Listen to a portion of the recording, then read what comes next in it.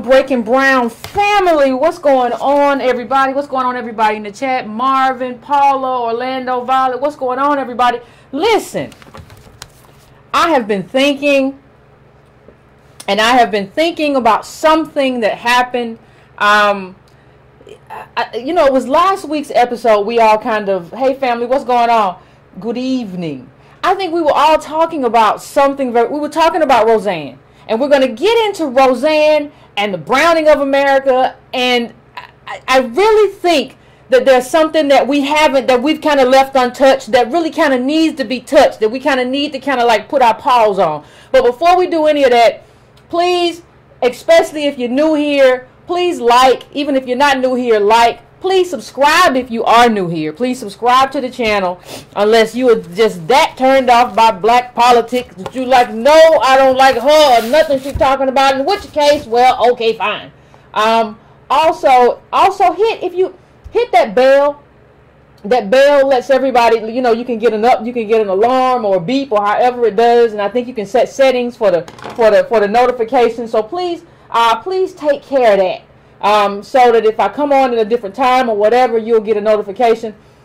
You can also go to subscribetobrown.com and just add your name to the email list, and that is totally that's totally free, and it's a way to help like build the channel, because if we're not building the channel, you know, it's great to talk to. I think for a lot of us this is like therapy, but we got to do some other stuff too. And so building up this family, this group of people, this Native Black American descendants of slaves, like that is what we're doing, and like there's a way that we have to do that. So let me, as most of you know, when I talk about stuff, I like to frame it. So last week we had this whole conversation about Roseanne getting the boot, and we talked about class, and we talked about race, and we talked about the intersection, and we talked about the limitations. But that was one show, and there's not enough to work everything into that one show. So in terms of, we talked about the lady who, you know, Channing Dunning at ABC, and how you have to hold her accountable. We talked about black people and black respectability and all of that. But what I want to talk about now is something that we have kind of come to see as a panacea. Right? We have this idea, or we have been told there is this coming era where the majority minority country, right, where we're going to have all of these brown people. And it really came to like this sort of crescendo when the National Geographic sort of did their thing, right? And they showed like what people were going to look like, you know.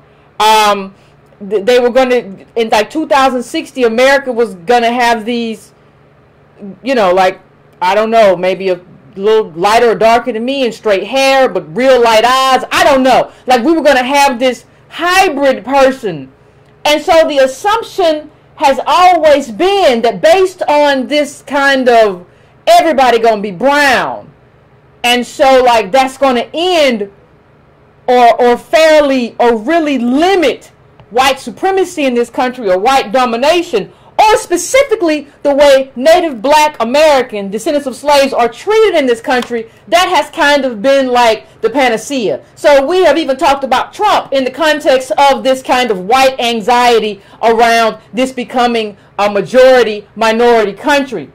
And the one thing that we really kind of we have failed to like wrap our heads around is the fact that we are not accounting for ideology. So we're just kind of saying that these minorities aren't going to be as overtly racist, maybe, as white supremacists, and they're going to be more progressive.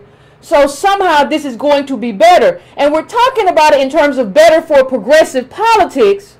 Wait for it. When we should be talking about whether or not this is better for us as Native Black people.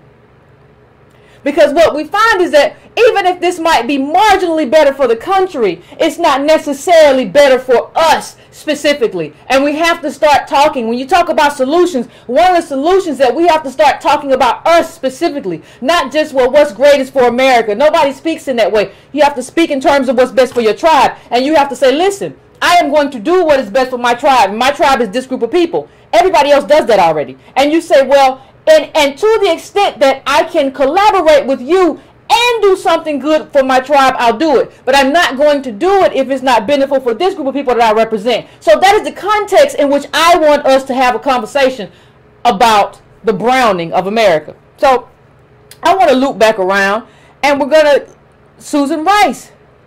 Part of the Roseanne thing that we talked about, when we talked about Roseanne, it was about you all remember this woman, it was about Susan Rice. Former NSA with Obama, blah, blah, blah. And what we found out is that Roseanne had not just called Valerie Jarrett, who was another official in the Obama administration. She had just not called Valerie Jarrett a monkey. She had also said that Susan Rice in like 2013, she said the same thing about her, right?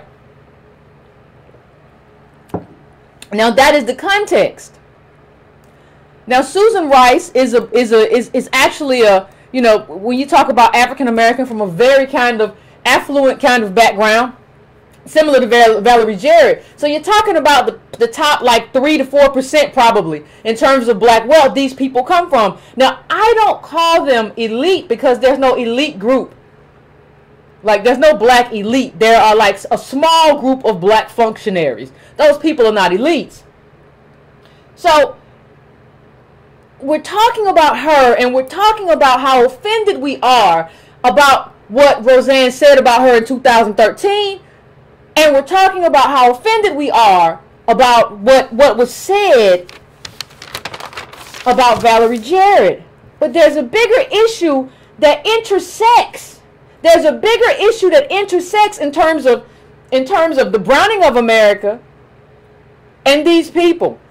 Now let's put this up just really quickly, and we're going to come back to it. We're not going to go into it, but I want you to put a pin in this.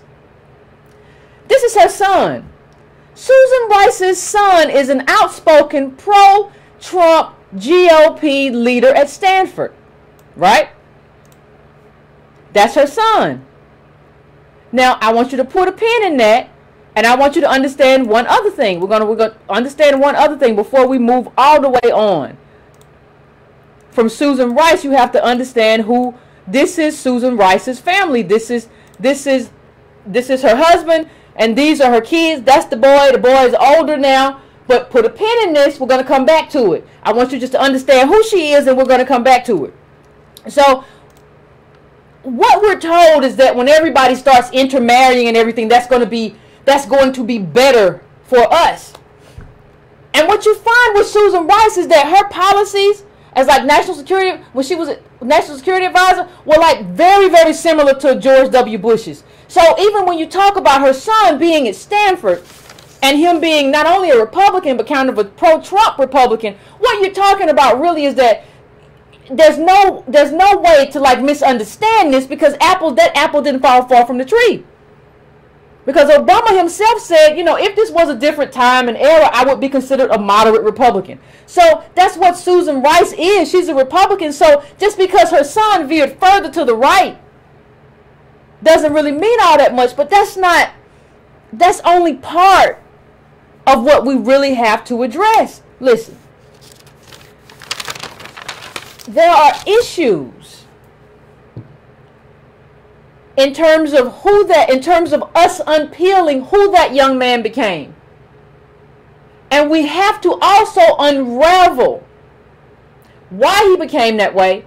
And we have to also look at other people who are that way, who come from like black people, native black people, and who end up in this kind of space that is either detrimental to other native black people or is kind of raceless. Right? And we have to talk about the consequence of that in a browning America. Because nobody ever talks about the consequence in a browning. Because according to a browning America, this boy shouldn't have happened. Like, if you're telling me a browning America is going to mean more progressive politics, then you got to explain this little weird kid. You got to. There's no other way to do it. There is absolutely no other way to do it. Now, let me just bring up a little bit of data in terms of the browning of America, right? Let me just bring up a little bit. Okay.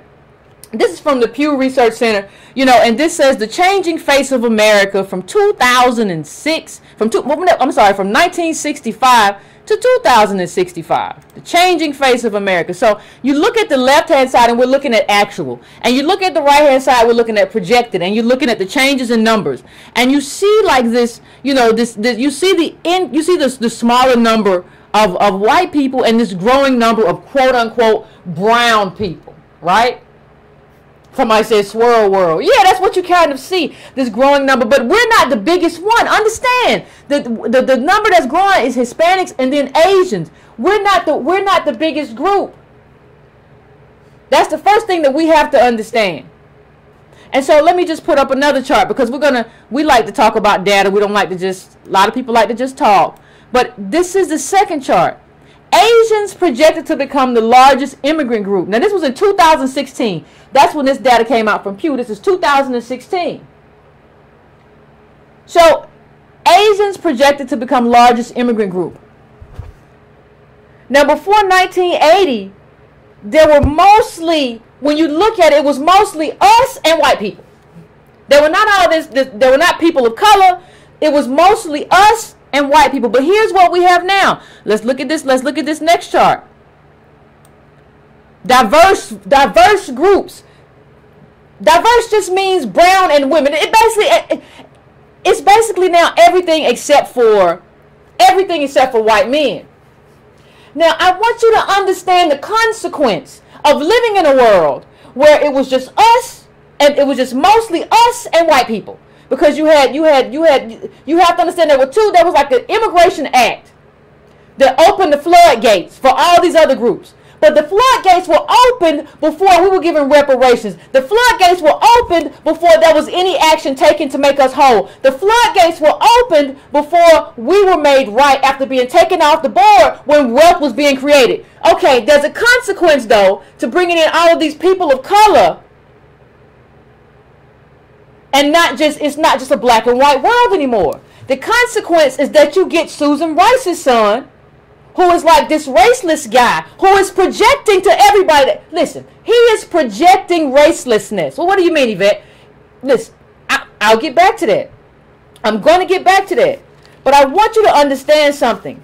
We're assuming an ideology that is sort of more than sort of a milquetoast progressivism. And what I want you to understand, people say, well, Yvette, it's not as bad as like Republican white supremacy. It can't be that bad, Yvette, because let me tell you, Yvette, these Republicans are so much worse than their white supremacists. In New York, like I was reading an article, New York, wealthy neighborhood in New York, they're trying to keep like black kids out of the schools. They're like, we don't want your kid here. These are urban centers. These are people trying to protect their wealth. We don't really understand that what we need most of all. See, let me tell you something. People are very good, especially liberals, are very good at extending empathy to black people. Oh, I feel your pain. I'm going to be at the march. I will be at the march with you. I will be in solidarity. I will be in solidarity with you, Yvette. I do not agree with mass incarceration. It is so awful. And then you'll get there and y'all will march together and they'll say, we are women in arms, Yvette. We'll hear us roar. And they will go back to their wonderful homes and their wonderful lives, and they will leave you there, because empathy is not policy. Let me tell you something. If you really want to understand what this looks like, if you really want to understand the limitations of this kind of empathy as opposed to like a policy, because see, the problem is, and the issue is, what is going on with native black people in this country, the descendants of slaves and Jim Crow and Reconstruction and white mobs and robbing and theft and plundering. What is going on is that this can be fixed. In the richest country in the world, it can be fixed. Now, if we were a third world country, we might say we can't fix it as good right now. This is not a third world country. It's the richest country in the world. This can be fixed. We can be fixed in terms of our wealth position. So So what I need these people to do is get in a position to fix it. What I need from people like Susan Rice and her son is to be that person, to be in that position to fix it. I need, listen, people will tell you I'm in solidarity with you. But what you have is built on my failure. So let me ask you a question. And you can ask this to your white friends who say they down for the cause. If I ask you, if you ask them, listen, okay, understand what you have is built on my failure. So if I come in and I say, I want half your house because this house is built, this house only exists for you and this safe, wonderful neighborhood in the suburbs because it's built on my failure. Are you going to let me have this half of your house? And most of them will say no. So what you have most of the time is appeasement by these liberals. So what I'm trying to contextualize for you is that this is not just a Republican racist problem. It is that, but this extends beyond that. And this extends to the point of a refusal to make us whole by everybody. Now let's come back around to Susan Rice, because what happens is she's a part of that everybody. She will... So you have Susan Rice who, has this son. He's brown. He's he might say he's mixed race. He might say he's biracial. He might say he's black. But he's at Stanford as a Trump Republican, and he probably filled out. He probably marked black or African American, which he can check to get affirmative action. So you have this raceless group of people who are getting the set-asides that are set aside for Native Black Americans, who then get that set-aside, and then because they're anchored in like this whiteness, because that's what the blending of America is, right? Because you can understand that race is a con, but understand it's still been used in such a way that one group has all the wealth. So he's anchored in the wealth, comes to Stanford, gets your affirmative action, and then advocates for Trump. That is the browning of America. Please tell me, ladies and gentlemen, how that's good for me. I just want to know. I just want to understand. What Susan Rice's son does is kind of allow us to avoid race by being an alternative. That is an aberration. So he gets into the school. I'm not saying he didn't have good grades. I'm sure he did. But you got good grades, and you black, affirmative action. Boom, I get everything. But you're an aberration that allows white people to kind of have this raceless outlook, because that's who you are. Let me just put your image back up while I'm having this conversation. That's who he is. Everything about him is this person, this racelessness. So he is this alternative to what the data is about everybody. Native black people, we've already talked about 1,400 when you take out depreciable goods. That's what we're worth. But he comes in there with Susan Rice as his mother. So he's an aberration. He's an alternative, while eating what's set aside for people who've been oppressed. And that's what that's his niche, is to be the alternative for white people so that they don't have to deal with us. You can deal with that cornball dude. You can deal with us. And don't get mad at me for calling him that. Listen. Look. Even the way these people are signaling to you that they're not one of you. They're not one of you. They're not one of me. I'm separating myself. That's what you see when he like parts his hair and he's Trump. He's trying to, all these things are like signal I'm not one of them. While you take advantage of what is set aside for us. The only reason that Susan Rice was even in the White House at this time with Obama and was allowed to raise her profile to that level is because Native black descendants of slaves came out in record numbers to vote for him. So you not only ride with Obama, I'm not saying you don't have a history beyond that, but this was a big deal for you. I know your name because of Obama, not because of anything you've done beforehand.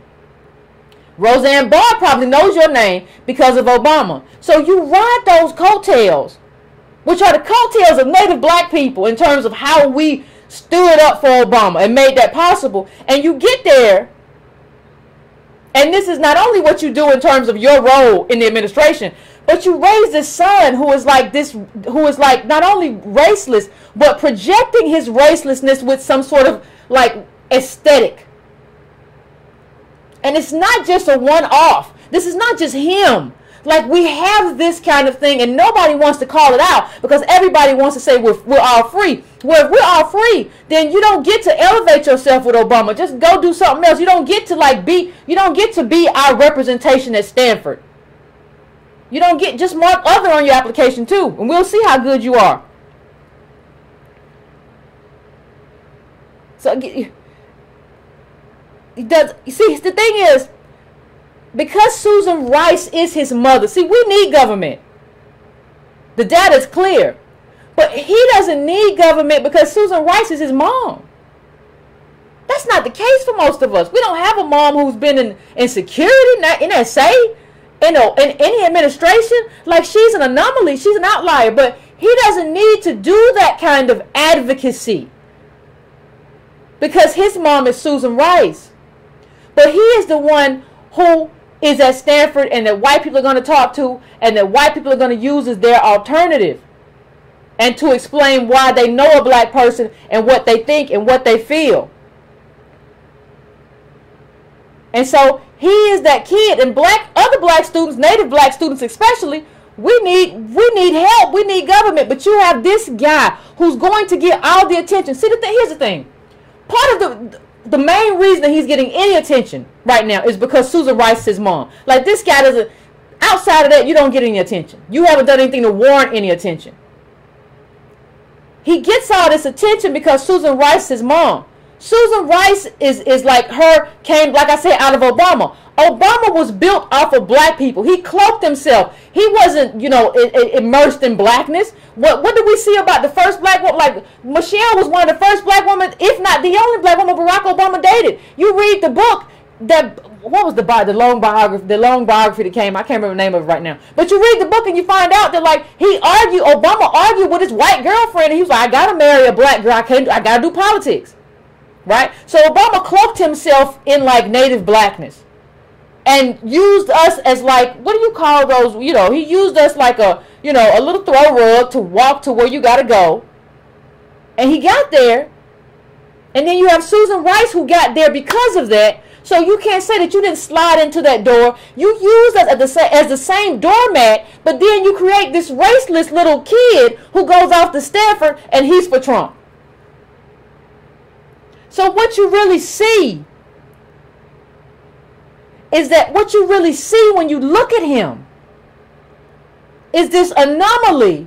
And see, you say, well, Yvette, I don't understand what the problem is. Just like you get to express yourself, he gets to be free. You don't get to come up off of me or off of native black people and then say you're free. See, because we have things that we need. And we need to have standards. If you're going to be in these positions, you don't get to, like, raise these little raceless people who don't really understand race. They're not anchored in race. You didn't send them to a HBCU. They didn't go to a black church. So they don't have any kind of feeling. They don't have any kind of empathy for black people. And they're anomalies. And they're out there confusing a bunch of white people who don't know the difference. And they loud.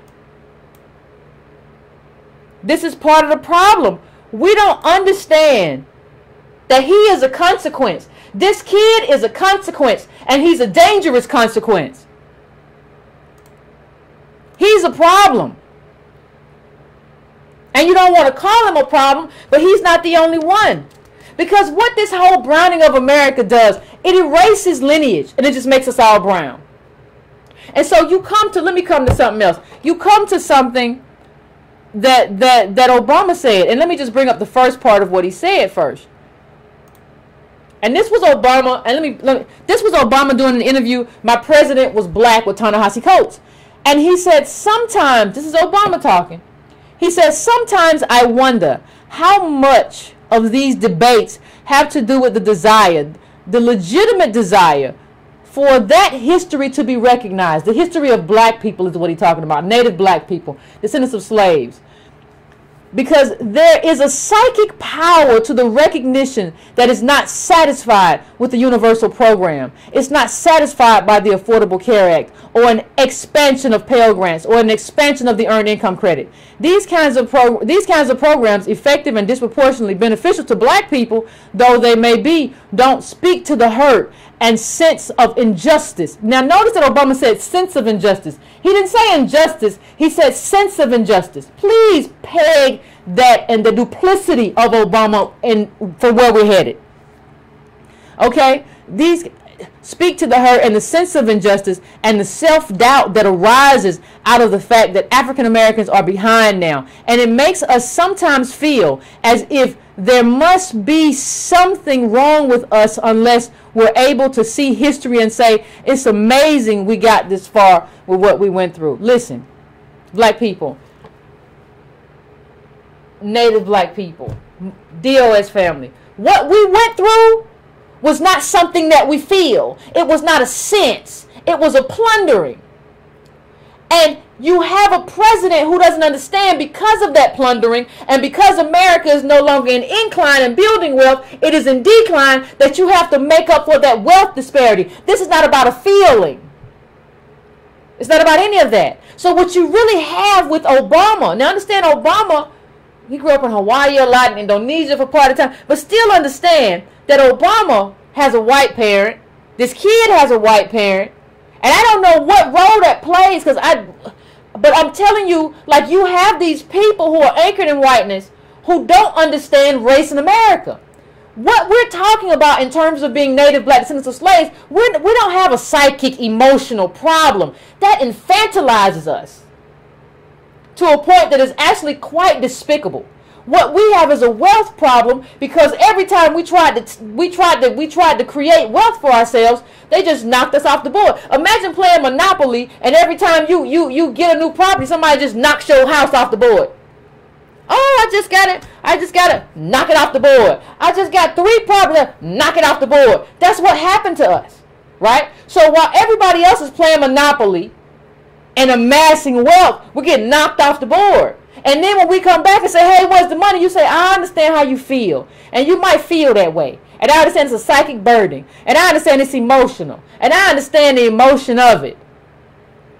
So we have a black president who did not explain wealth in America. We've said it before. I think Antonio said it. What did he say? Lineage plus current family plus income equals wealth. And we live in an era where the income is shrinking and exposing the L.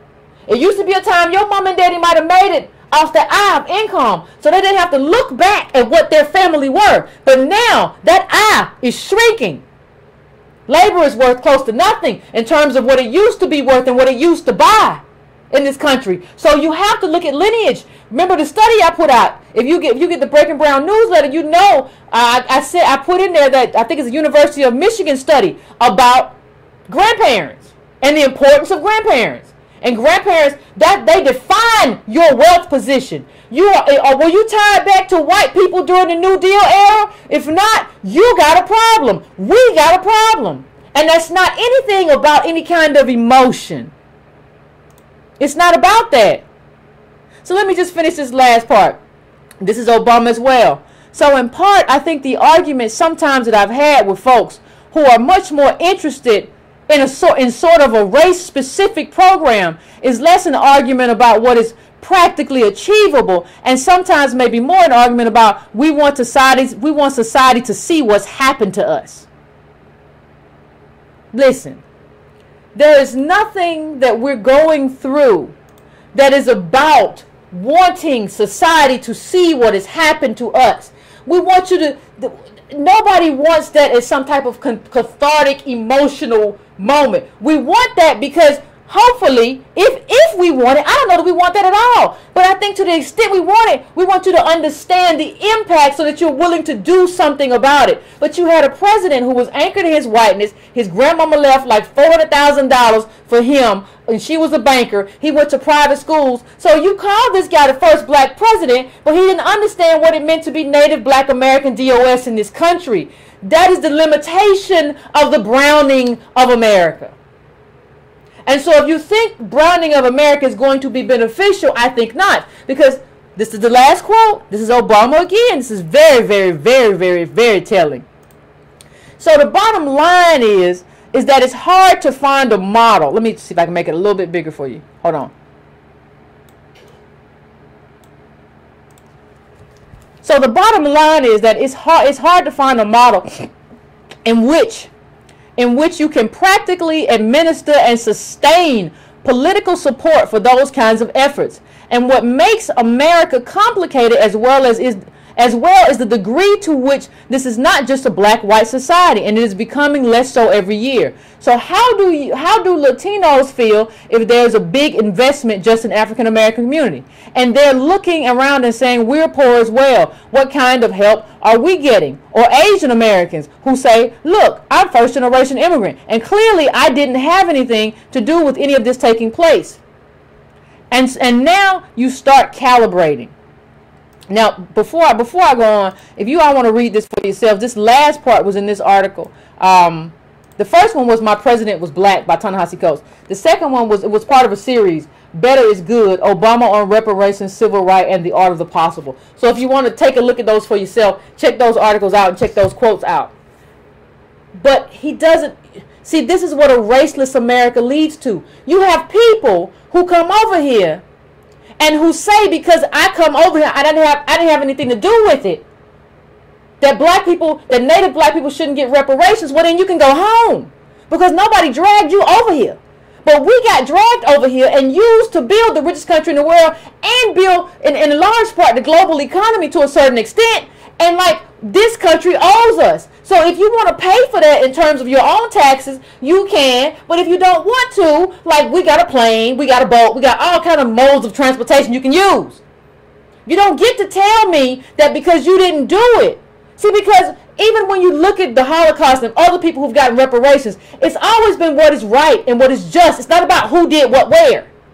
But that's what happens when you're not anchored and you're not advocating specifically for us. You can be brown. Just because you're brown does not mean you are advocating. We said our collectiveness is not Crayola. I brought out the crayons. We talk about, this is what it is. You have to understand that.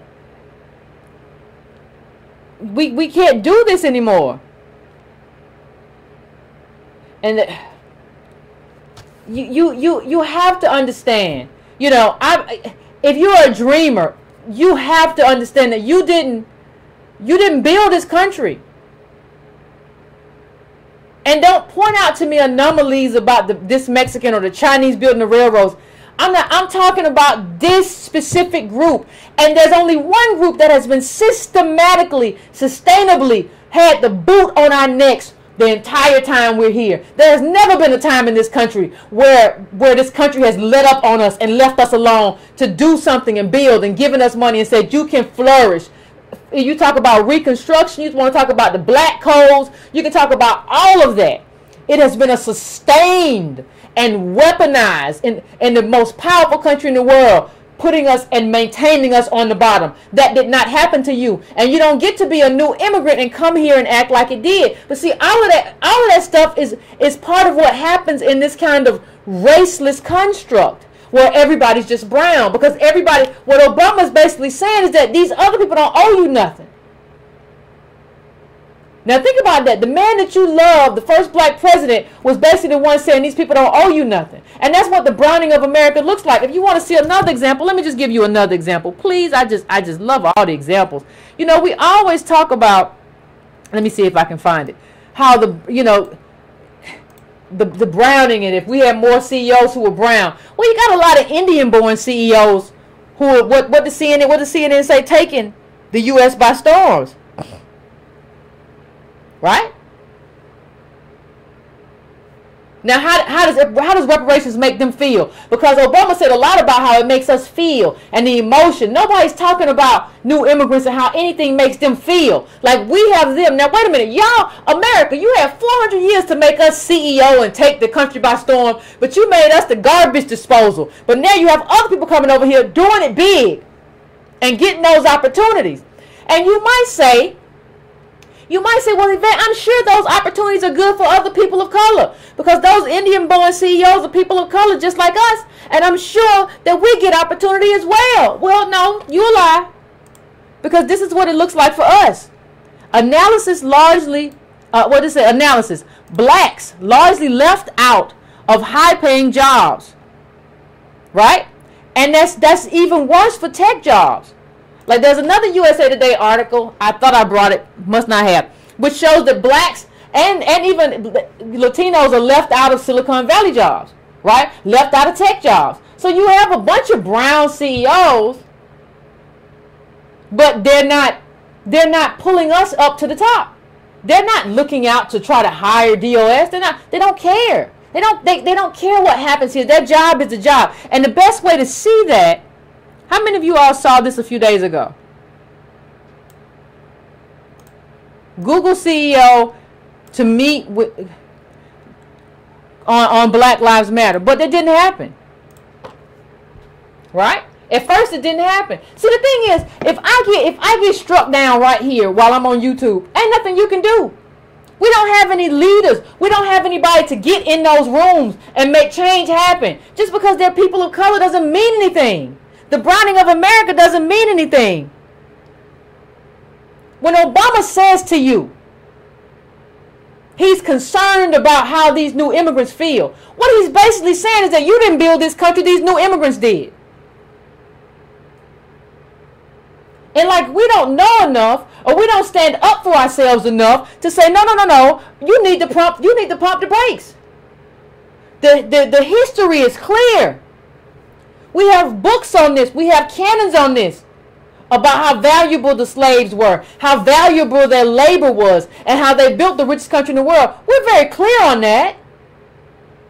And Obama, if you aren't clear on that, if you're a mediocre enough thinker to not be clear on that, we have some books for you too. But you don't get to say that we don't get to get what we need because new immigrants might be upset. And you're anticipating. You haven't even asked them. Not that they get a vote. You don't. But you're just anticipating their needs. When, Obama, did you anticipate our needs? I mean, how do you have a first black president who isn't in favor of reparations? So that is what we're talking about in terms of like the browning of America, because it's really a raceless America. And the last thing that we need after people have decided that we're black, like there was a decision made, we're black, one drop or whatever, we're black, and it was garbage, but that decision was made and that allowed people to put us on the bottom and have us eat the garbage for the country. You don't get to come back and say there's no race, and if we make up for what we did to you, new immigrants are going to be upset. That's not how any of this works. None of it. So brown isn't native black American. Even African isn't native black American. And so like all of these people who might look like you or who have coloring or shading, that's why it's so important to pay attention. It's so important to pay attention to lineage over everything. Where you from, where your mama from. People say, well, they dark. They darker than us.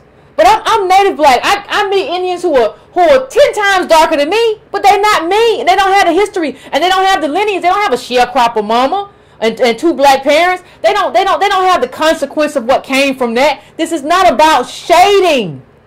And the browning of America is about shading. What we need is compensation for what was done to our ancestors, which is about lineage. Lineage is not about shading. It's not about how dark you are. This is not a paper bag test. And that's how you get confused. That's how you run around. I had people telling me, and I've said this before, when I was criticizing Obama, well, Yvette, Obama's darker than you. Well, you're a moron. Because this is not about the shading of people. This is not about that. This is about the consequence of being in the richest country in the world, building the richest country in the world, and getting none of that wealth. This is the consequence that we're living. They don't deal with like the presumption of fear, or like all of the propaganda that we've dealt with about lack of intelligence. They don't deal with any of that.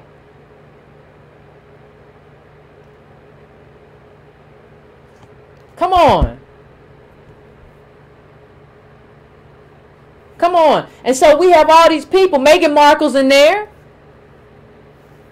Just like this guy. This is just another version of like Meghan Markle. This is the same thing. This isn't very different. All these raceless people who aren't anchored in any way to advocate for us, who got where they are because of us, who are able to navigate in between and kind of straddle the fence and jump off where they want to jump off. I call them runners. We got a runner. We got a runner. Round them up because they gone, but they eat off of us. And their lives are built off of our lives, but they get to run away. And they get to have this little kind of niche that just makes white America very, very comfortable. That's a problem. That is a really big problem. You got a black president who doesn't understand race. That's a problem too. And so when I look at, and people are going to be upset about this, but you know, and this is understanding what you're about to look at is not an interracial relationship. This is a raceless relationship. This is Malia Obama. Do you think, I don't know about Sasha, but do you think she's going to be different than her father? This is a raceless relationship.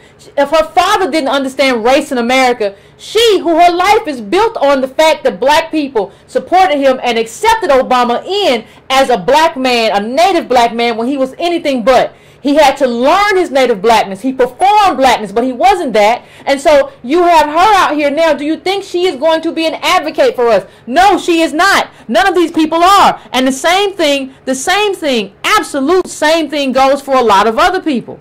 These people are not alone. Here's your boy. This is Will Smith's son, Jaden Smith.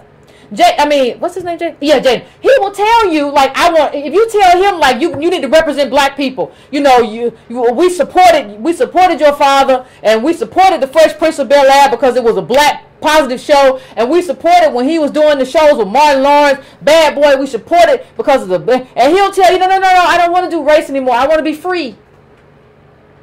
It's all about the freedom now.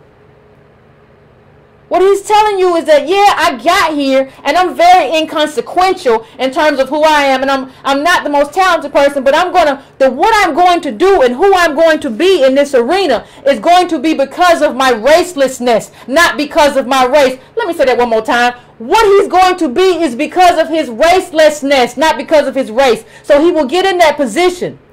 And he will not advocate for you. He doesn't want to be attached to you. As a matter of fact, he's going to do things and exhibit behaviors that let people know, I am not like those people.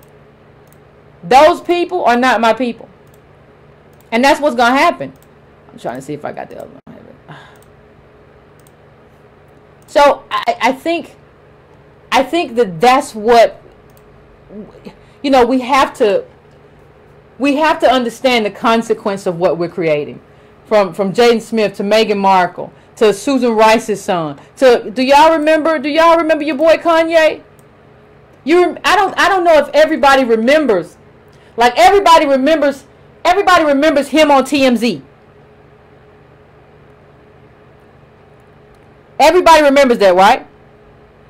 But what you have to understand, same thing, interracial, quote unquote, relationship. But understand that these are not black-led relationships. Remember what I've always said about interracial relationships. I've always said the question is not, at least for me, the question is not whether or not you're involved in an quote unquote interracial relationship. Thank you, Clementine. The question is whether or not these relationships are black-led. And what I find too often, not all the time, but what I find too often is that black people in these relationships are very docile, and it requires you to kind of forget your race in order to navigate that relationship. And a lot of these people are very happy being in that. You're not in a relationship with a quote unquote white person who is allowing you to advocate in that space and be that person and be for your people and say you don't know what you're talking about, and I'm gonna check you right here right now. So that's not where you are, and that's not where any of these people are. These are not black-led, native black-led relationships. That's not what we're looking at. Right? And so there is a consequence to that. There is a consequence to we creating that. So you saw, when I go back to the Kanye example, what I'm talking about, I don't know if you all remember during that TMZ interview, he said something that was very interesting. He was talking about his daughter. I can't remember the child's name. Is it West Train or Northwest? Whatever the child's name is, a little weird name he gave the child. He talks about how, like, Kim Kardashian came home from school, and at school apparently they talked about racism and the fact that, you know, their daughter was black. And he was upset. And he said, like, you know, my daughter was free. My daughter was free. And even though she's Kanye West's daughter, she can't be free. You know, they told her she was black. He's telling you, I'm trying to escape race.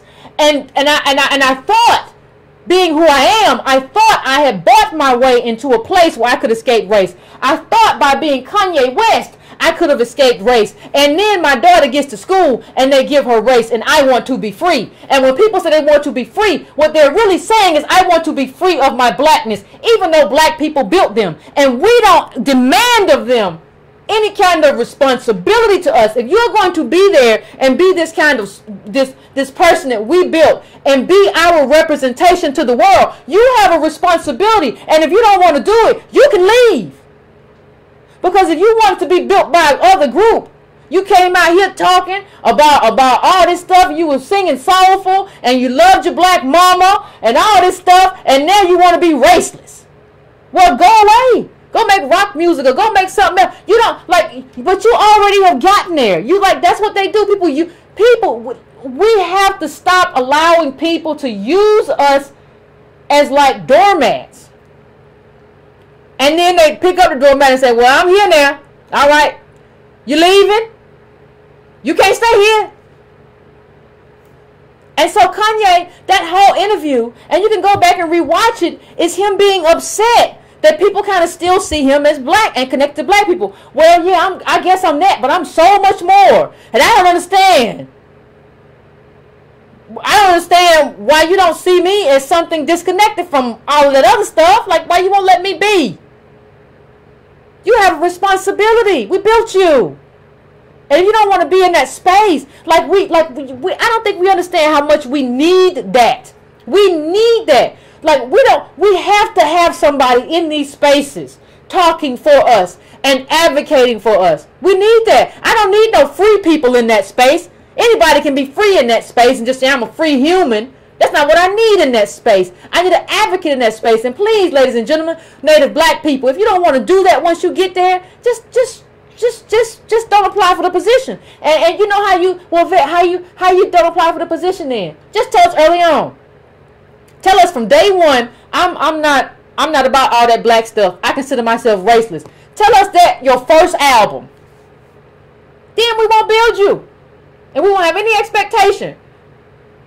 You probably won't have a career either, but you got to be honest about who you are and what that consequence is. So listen, we see this all over. These people who are anchored in whiteness, no kind of black institutions, and whether like I'm not telling anybody what to do with the church or where to go, but you have to have some kind of black institution. People like, oh, Yvette, the church.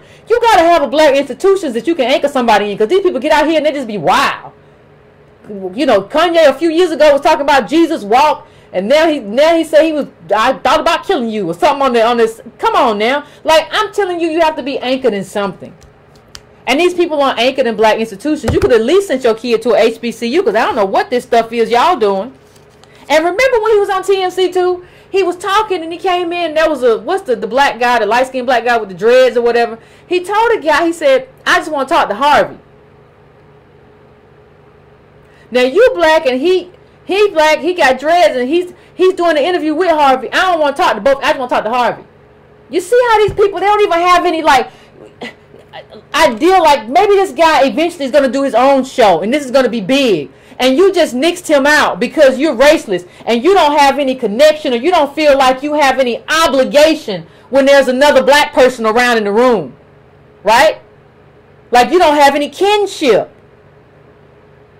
You're just like this arrogant prick who's like not beneficial to anybody, who's walking around talking about his ego and talking about he deserves more attention. He deserves all this kind of attention. This is a problem. This is a problem. People who don't want to be tied to blackness. We need these advocates in the public space. And you're not just going to get that by having brown people in the room. I'm sorry. I know it makes people feel uncomfortable. I know I probably made a lot of people uncomfortable in this show. People say they don't, and they'll go around, I don't care about slavery movies no more. All this stuff is just this kind of attempt to become like this raceless group. But you have to understand that being a raceless group has a lot of consequences. Like doing everything that you think you can do to become part of this race, that has consequences. So, you know, I'm going to take a quick break and set the phones up, and then we'll come back and we'll hear like what you all have to say about this. But I see a lot of bad things because we don't know how to hold people responsible. We know how to make people rich, make them millionaires, and then say, well, they got a right to do whatever they want to do. Right? So give me 3 minutes, set the phones up, and we'll be back to have the conversation.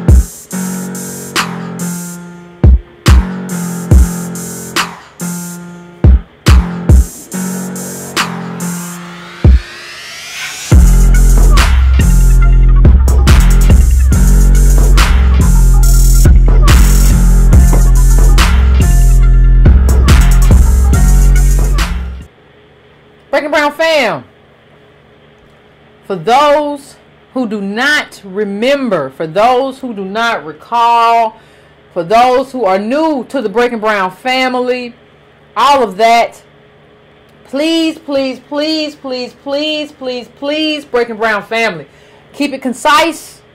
Let's try to remember we're doing Politics 102. Politics 101 was 2017. So we in Politics 102 right now. So when you call in, just keep your comments concise so that we can go to the next call and we can have a conversation. I'm not saying you and I can't have a back and forth, but let's boom boom boom boom. You know, let's have a good back and forth. Let's not do this whole thing where we kind of meandering. Like have it down. I'm not trying to put no pressure on nobody. I'm just trying to say, I'm just trying to say. So I think I know who we got on first. I'm coming to area code 202. I'm coming to you right now. What's going on? What's up, Alexander? Yvette Gardell. What's up? Hey, man, what's going on? I see you get into it again.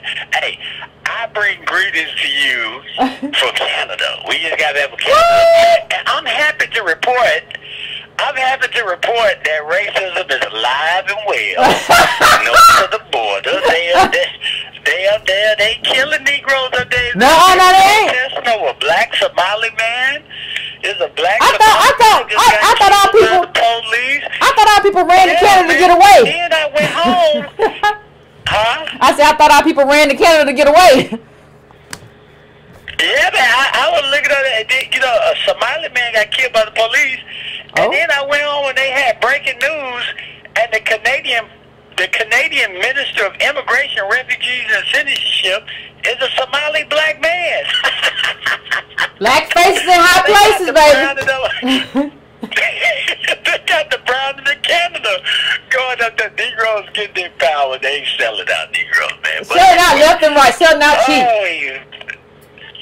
Hey, man. So this is very interesting because, oh man, this whole all right. So the browning of America, this whole move toward racelessness. And I've seen this in so many different spaces. Thank you, Kate. It's just,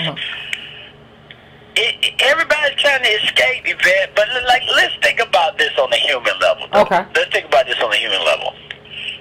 If you were standing at the beginning of time, having full knowledge of everything in this world, and you were about to be birthed into this world, and you got to look on a menu and choose the characteristics for which you would inhabit life in this world. You get to choose your hair color, your eye color, your skin texture, your skin color. How many people would choose to be black? Nobody. White man, all the way. Ain't nobody signing. Ain't nobody signing up for this shit. So I mean, so it's no wonder, given the state of how bad black people have had it, that we will want to escape blackness. So I just assume wherever I go that most of the black people that I'm interacting with are in some type of way trying to escape blackness. You don't see people who get money going toward black people. You most see black people who get money, they go away. They go away.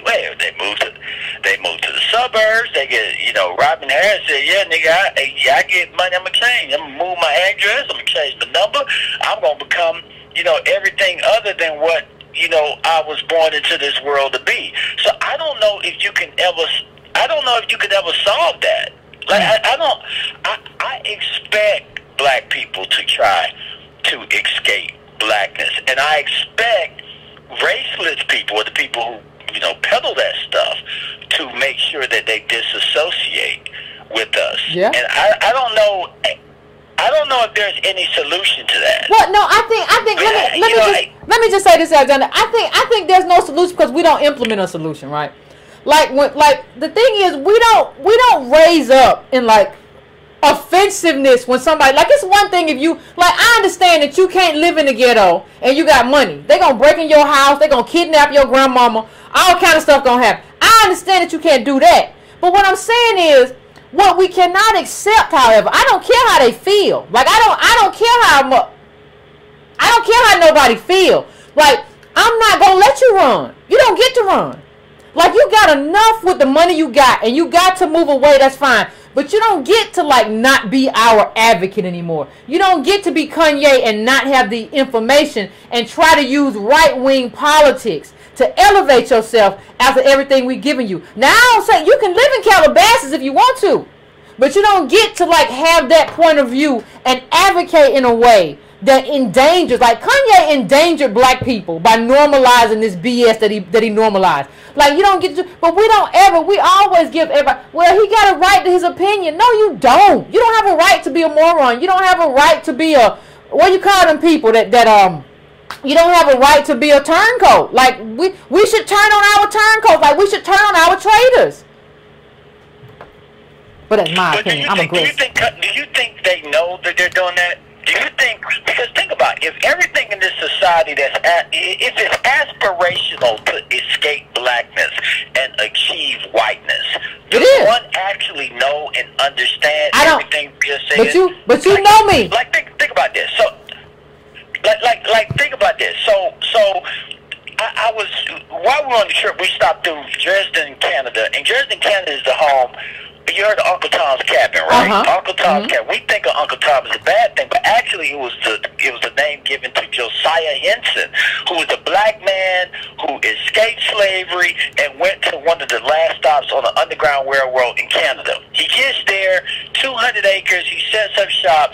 Harriet Beecher Stowe writes a novel about him, and the white people make a caricature out of him, and that's how they become known as Uncle Tom. Well, you would think that he was free, right? Yeah. You think that as a result of him that he was free. Yeah. But Yvette, geographic location does not equate emancipation. No. One can move to the North Pole and still be in bondage. So you find this that he was when you look at him in life, you would think that he was a free man, but when you go out to the cemetery and look at his tombstone, he got a crown on top in an ode to Queen Victoria of England. So he may have lived his life thinking that he was free, but he died still with allegiance to white supremacy. And I don't think that most, even half of black people would ever escape that, because everything that they know about freedom is an example set by white people. That's what I mean when I say whiteness as benchmark. Yeah. Everything we know. Yeah, I agree. What it means to be successful. Absolutely. Yeah, so I mean that's the only thing I was saying. You know, as me, I'm a fatalist. I don't see any way of escaping it, because everybody, the example of what freedom means is white. Meghan Markle. Yeah, I know. I agree. No, but you know what? I totally agree with you. But you know me, Alexander. I don't see the thing is, like, I've had to have that kind of conundrum with myself, like, well, what are their intentions? And at a certain point, like, when I look at the condition of Native black people, I don't care about your conditions no more. Like, see, the thing is, like, I don't care what Kanye is thinking. Like, see, for most black people, we're so kind. Like, well, is he okay? Is he all right? Well, maybe he having I don't care. I don't care. I don't care. I don't care. Drag him off the stage, and whatever happens, happens. Because I think, like, we live in a vicious world, and people are vicious to us, and we can't be vicious to, like, when you're detrimental to my people, I'm going to drag you, and I'm going to drag you off the stage. Like, if I had all the power in the world, I would drag that brother. I agree with that. I agree with that. I agree with that. You have to hold people accountable, but you also have to wake people up. I think he what did he say, bipolar now? I mean, you know, he better take his medicine. It's all the same thing. I mean, I don't know. I just see him as completely lost, as I do most wealthy black people. Money is no escape from ignorance, although they believe it is an escape from blackness. Absolutely. So I won't hold you guys back. I was tuning in, and as usual, you dropping the fire, and I'll tune back in and listen to you guys. Thanks, Alexander. As always, one of our best friends of the show, Alexander, calling in with the drop in the knowledge. But I agree with Alexander in terms of, like, I think that's what everybody wants to run to. Like, we have this standard of, like, mimicking whiteness, and you don't even know if you want that life. Like, think about it. If you're like, I want the wealth of that because it's old, but I don't want to be in a situation like these people where your granddaddy has all the money, but, like, he's a pedophile or some weird stuff, but you can't say nothing because you still gonna get 10 million or 5 million in the wheel, so you gotta lift. I don't want that, like that. But what I'm saying is just, like, I don't care. Like, I don't, like, see, the thing is, I'm not trying to say, I'm kind of vicious a little bit in the sense that I don't care about individuals as much as I care about the community. So, like, for me, I don't care what Kanye is going through. I don't really care what he's wrestling with. That's between him and his wife and his family and his therapist. But when you damage my group, you gotta go. And, like, it's not gonna, like it's not gonna keep me up at night. If I was the one, like, if I had power, it's not gonna keep me up at night that I was the one that yanked you off that stage and then made sure you couldn't work again. Like, if I, honestly, after that, I don't care what kind of a genius Kanye is. After all that talk and that, well, he elevated that Candace Owens chick. I would make, if I had the power, I would make sure that he never worked again. I just would. Because I need to set an example for, because there are a lot of other artists coming after Kanye. And I need y'all to understand, if you cross native black people in this country, we will end you. So I don't have any kind of sympathy for individuals. And I understand Alexander's right. Like, they always going to try to run to what they view or see as success, which is like this kind of white benchmark, which is, for the most part, given our position right now, it's going to drive you mad. So I understand why Kanye's mad. But, like, I would just make it to where you can't do nothing. You have to sing outside. You have to sing outside. You be singing outside your house. Or you would have to try to make amends. You would have to come back and say, like, I was all wrong and I messed up. You see, you don't get to, like, elevate Candace Owens and then come back and make an album and everybody show up like it's all good. You don't get to do that. We gotta talk about, you gotta come back and say, I didn't know nothing. I was stupid. I spent my life being creative, so I didn't really know about politics, and now I know. That's what you could have done that. And then maybe but we don't have any. We're still going to be like, well, he's prolific. I don't care. It's a lot of prolific Negroes out there who haven't gotten the opportunity. Yank one of them up, and we're going to put him out there. I don't need you. Don't nobody need you. No, everybody is expendable. This is about the group. This is about the health of the group. All individuals are expendable in my book. That's just how I do things, or how I would do things if I was in charge of a tribe. This is about the health of the organism. This is about the health of native black people. You as an individual can walk. You can kick rocks, move on, build a house, whatever you got to do. 832, I'm coming to you. 832, what's your name? Where you calling from? Hello, can you hear me? I can hear you. Hey, Yvette, this is Chill from Hopkins, South Carolina. How are you? I'm pretty good. How you doing? I'm doing all right. Let me get these points real quick, though. Okay. So, every time I hear about the browning of America, it always clicks in my head that when they say the browning of America, they usually say that to, one, discount our history and our experiences, and two, use that to nullify our case for reparations. And the reason why I say that is because when I did a historical presentation on why black troops were important in World War II and how that connects to understanding our current situation.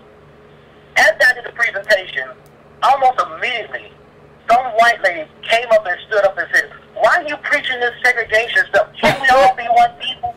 Oh, and the yeah. first thing I told her, I said, "Ma'am, I've been studying military history since I was 12. And in the case of World War II, I don't recall any Hispanic people being put in segregated units because of Hispanic. In fact, you had Hispanic commanding white troops. Now, contrast that with black troops, where you had black educated people who couldn't even command their own troops.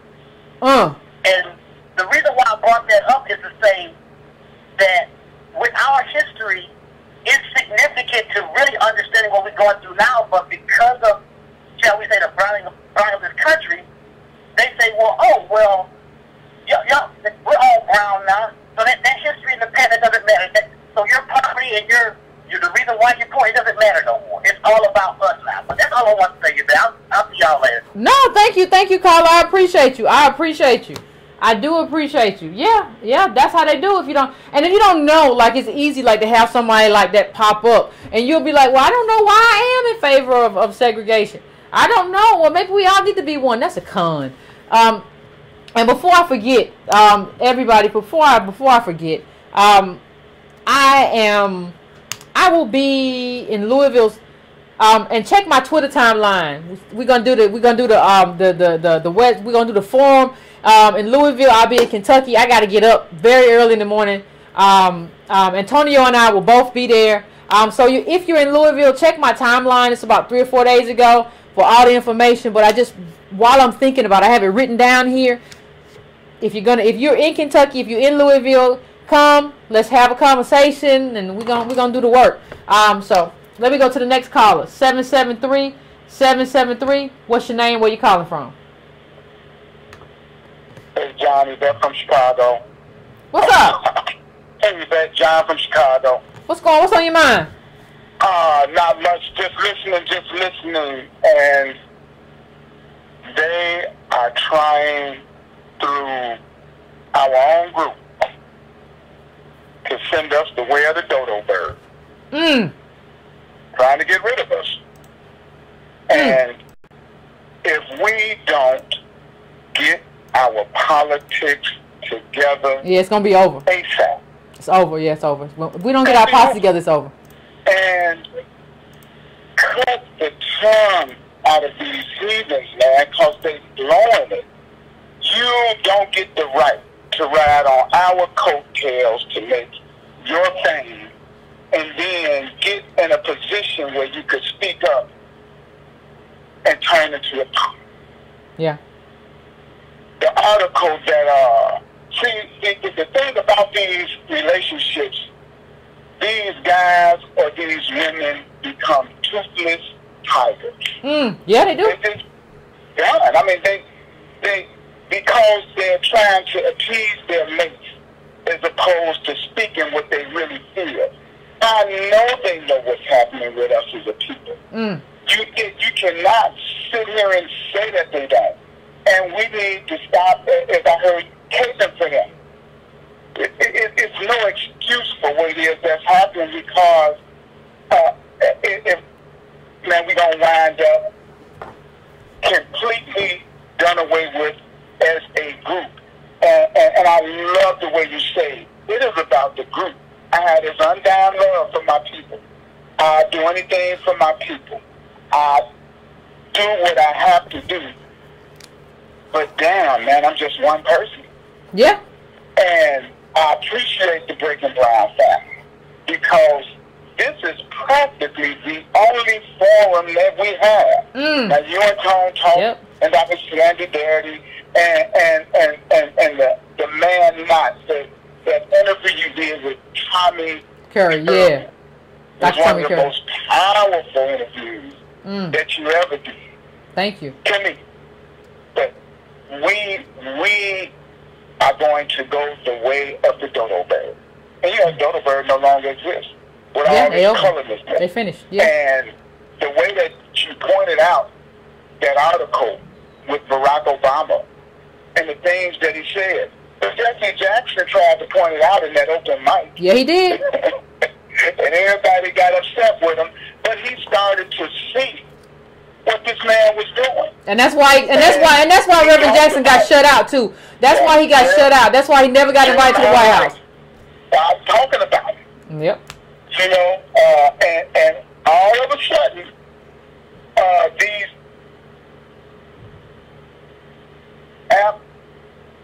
absolutely, and I'll be short. I just want to make one other point.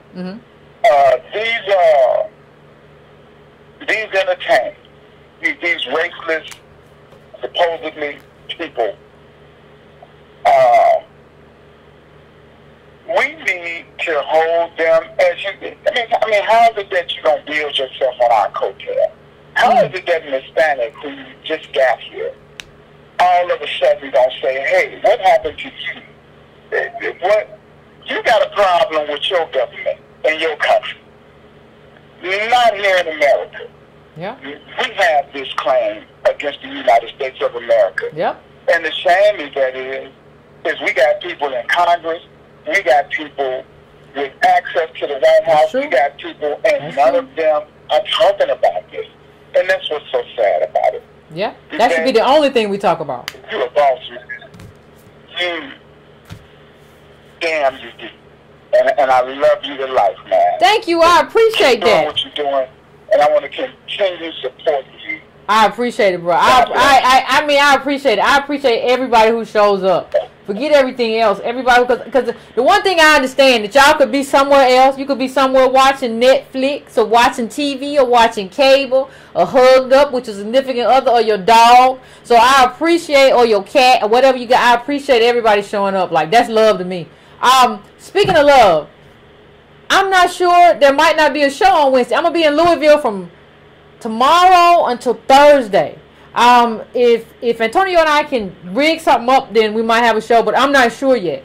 So there might not be a show on Wednesday. I know I said there wasn't going to be a show last Wednesday, but I got a show last Wednesday, but I'm not sure if we're going to be able to do a show in Louisville. But I will try, but just keep that in mind if you don't get a alert.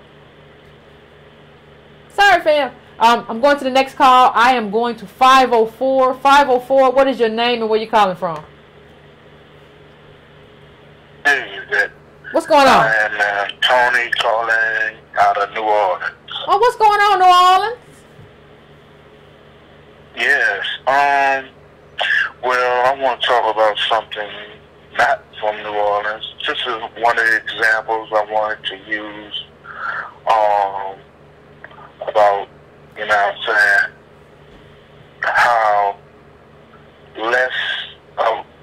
least representation of DOS or descendants of slaves, and the problem it causes when we don't have that representation in, you know what I'm saying, in politics. Okay. You know what I'm saying? But this is out of Tennessee. Okay. Memphis,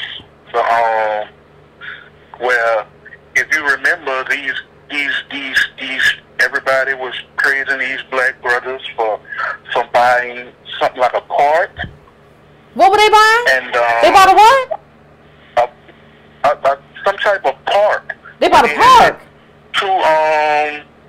Well, they had like two monuments, in the chat, y'all. Hold on, Carl. In the chat, y'all know anything about that? Cause I don't know nothing about that. But go on, Carl. I'm sorry. Yeah, where they I guess they bought it and they took down two Confederate monuments. Okay. And Memphis, the city had a fit. That was late last year, maybe December or something like that. Okay. And what they do, you know what I'm saying, I look up the Senate representatives, they lily white. And what they do is come back with a law called a heritage, where I think they had this law, but it had like little loopholes in it, the Heritage Protection Act. You know what I'm saying? And they made this amendment where now even if you know what I'm saying, buy a plot of land with a Confederate monument on it, you know what I'm saying, they got this committee that says that, you know what I'm saying, anything dealing with the monuments, you know what I'm saying, has to go through them. Well, all right, Carl. So we'll get to the point from the call so I can help that him was get through. on May 21st of this year, when the Heritage Protection Act of Memphis. Okay. So,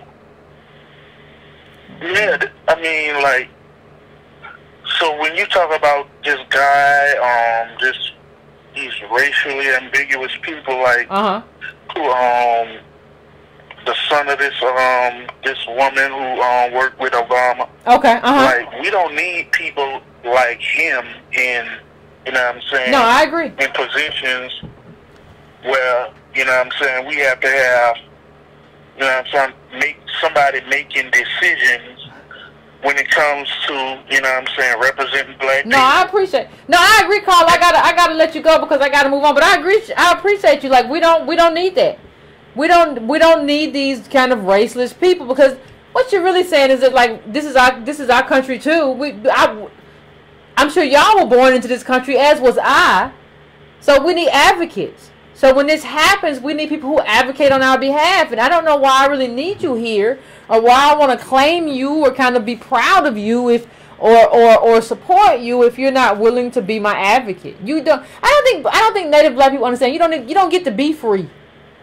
Like we're not free, and you're part of a group. You don't get to, like, make it in Calabasas and be like, okay, now I want to be free. Like, that's not how any of this works. I'm going to 347. 347. I'm coming to you. What's your name? Where you calling from? What's up, Yvette? This is Ray from New York. What's going on? How you been? I'm all right. Good. Let me just say this real quick. You know, was it Susan Rice's son? Barack Obama, Colin Kaepernick and his Arab wife, Drake. You know, all these people are all one and the same. And that is, they use black energy in the black historical narrative to get access to the other side. And once they get there, they do what they got to do to stay there. And this is why I believe, and I hate to say this, but I hope Donald Trump gets reelected. I don't think nothing other than the proverbial racist foot up our behinds is going to make us get our act together. We can't survive unless it's in our face.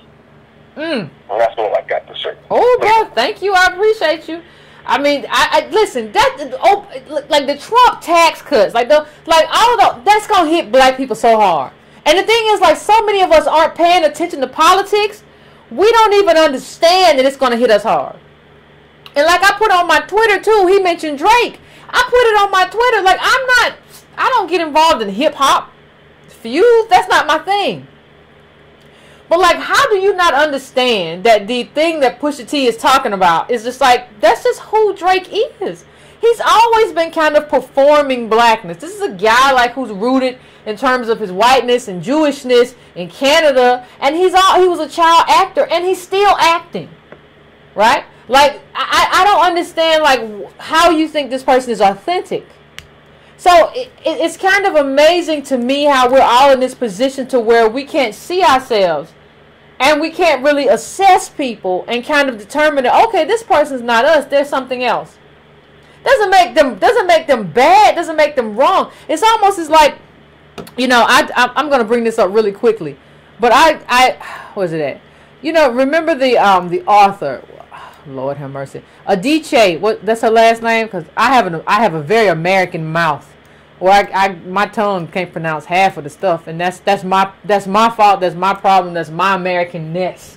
But people want it like I'm not American. My tongue feels fat, like, you know, like it can't pronounce nothing. But like the thing about her, I was listening to, like, you know, a news it was like a New Yorker interview from a while back, and she said something that really kind of struck me.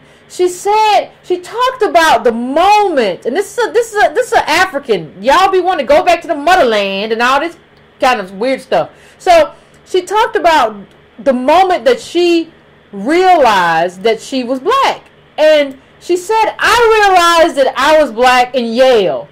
And the professor asked who wrote this essay. And when I put up my hand, he looked surprised. And that's when I realized I was black. And for me, it's kind of like, if you got to realize that you're black, you're kind of white. Which means you're white people in Nigeria. Which means you're like the elite class of Nigeria. Because you said you came here to escape being a doctor. That's not a native black American descendant of slave experience. So, but you can get to go to Yale and get like whatever kind of affirmative action or whatever. And I'm sure you pay cash or whatever. But you get to be able to do that. So you get to navigate as elite Africans. I'm not talking about somebody who gets here from a poor class. I'm talking about her. Right? You get to come here as a person who's not oppressed, but take up kind of oppressed spaces. And you have this, we have this whole thing where we kind of don't really see you, even in terms of the browning of America.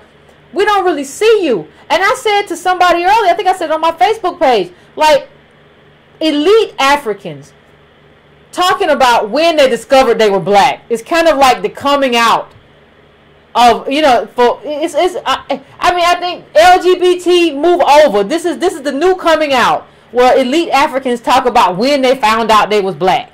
So like when you do that and then she views it, so because that happened to you, you view it as like this kind of individual oppression because you're not oppressed in your home country. You're an elite in your home country. So you still view it as like this independent thing. And even when she talks about feminism. And she talks about how feminism is hated all over the world. It's like that's the thing, that's the tie that binds. So she still kind of binds herself in womanhood. But she doesn't bind herself in terms of what happens to us. And to the extent that she does do it at a point. But she doesn't do it in terms of understanding that for those of us who are native black DOS, it's systemic. It's not about one prejudiced professor. But because you can be on this fence and navigate both ends, you don't understand that. But somebody would see a DJ and say, well, Yvette, a DJ is much darker than you. And you don't know what dark-skinned black women go through. Ah! Like, this is the insanity of where we are. And what do you do? And the question for all of us Breaking Brown family is, what do we do with that? This is moronic. What do we do with it? So I mean, that's kind of the main question. So I'm gonna go to the next caller. I'm going to 310. 310. What is your name and where you calling from? Hi, Yvette. This What's is up? Kim in Los Angeles. I hope you can hear me. Hi. I can hear you just fine. What's going on? Well, I'm sitting in my car listening to you, and I'm thank you for getting me in. My son listens to you. He's in Boston in college. Great. And he listens to you and he loves your show. Yes, Thank you. yes, he loves your show. Yeah. So you are really preaching tonight. I just wanted to let you know you're definitely preaching. There's a show here in Los Angeles. I'm in Los Angeles. It's called The Front Page. There's a host on there. The show is on KGLH. Stevie Wonder owns that station, I believe. And so, anyway, there's the host, and anytime somebody calls in being disgruntled about illegal immigration, she always has something to say like, you know, we're all in this together, we shouldn't think like that, blah, blah, blah. And then she will, something she said the other day, and I really wanted to call in, she said something about, just remember, they're not all Hispanic.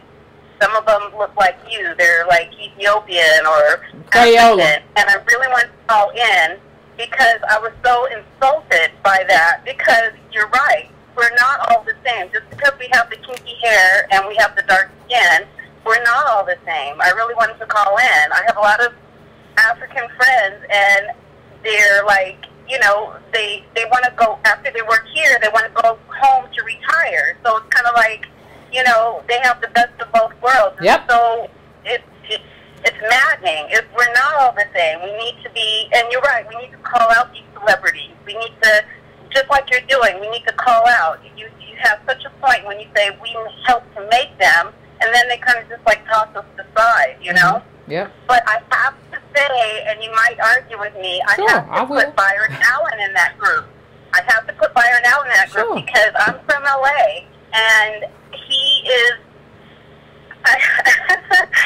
he to me is kind of like an Oprah. It's kind of like he uses the race card, because if he didn't want to, if he didn't think about buying that station or whatever he was trying to do, I don't think he would have said anything about black discrimination. No, he probably wouldn't have. It's kind of like No. I'm sorry, but it just seems like he's trying to use the race card because it's convenient, you know, for him. Yeah, but see, here's the thing. Here's how you have to be nuanced, right? Like, nobody, like, I've never said that he didn't say that because it was beneficial. But just because somebody is telling the truth because it's beneficial doesn't mean it's not the truth, right? So see what Byron Allen gave us was a lens that we don't have. By how wealthy he is and who he has been. Like, this is a man who did everything that he could to kind of fit into that framework, right? You know, he was a Republican. He was a smiling black man. He did his work. He created content. And what he's telling you is that I did everything that white people told me to do. And they still told me no. And they still made me file a lawsuit. And so what that showed me, forget about Byron Allen. I don't have any affection for anybody.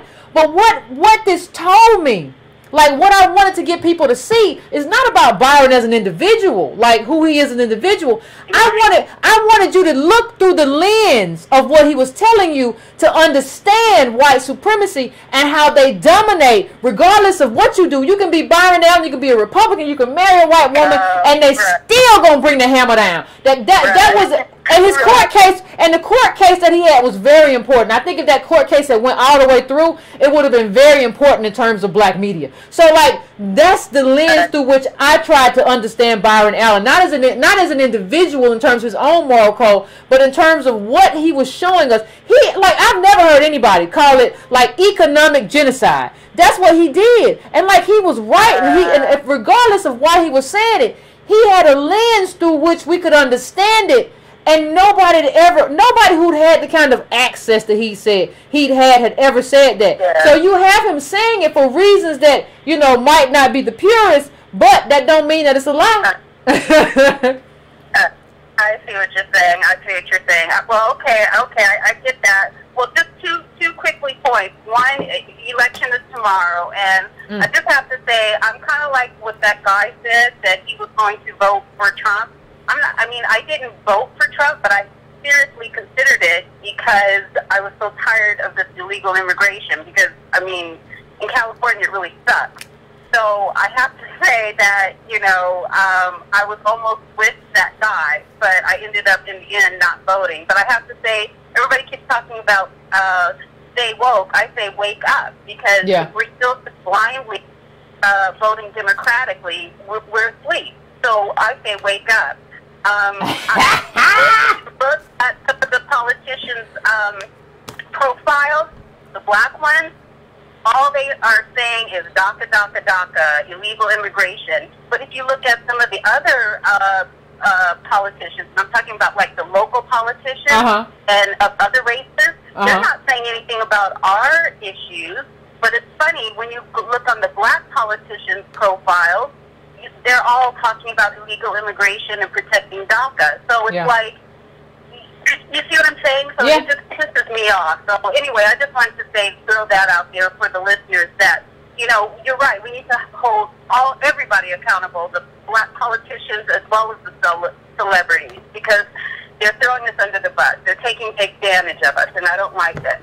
Thank you, Carla. I appreciate it. I appreciate. I think somebody said Antonio calling. I think it's Antonio, and I think he's on a plane because we're gonna see each other tomorrow. But the thing about it is, like, he would, like, regardless of what happened, like, whatever made that happen made him this guy who's really a billionaire in terms of what he has, Byron Allen. He was telling the truth.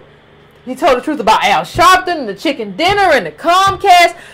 Like, sometimes, regardless of what you know, and regardless of what people have done to get there, you have to say, okay, what's going on right here? Hello? What's going on right here that I need to understand? And what kind of truth is being told? And the truth that was being told with Byron Allen and that court case was phenomenal. Like, if you had really paid attention, if we pay attention, there's a lot we could have learned. But most of us couldn't get past the fact that he was married to a white woman, but then we would go and cheer, Meghan Markle and Serena Williams. It's the weirdest thing. But there's nothing I can really say about that. And the caller said something else like, well, just because these people look like us, that's not even like, Adichie doesn't look like me.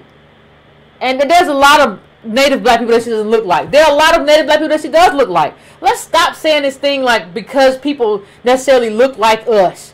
There can be somebody from like Argentina or somewhere that looks like me. That doesn't mean anything. You have to focus on lineage. Lineage is the key to understanding who we are. Lineage is the key to our justice claim.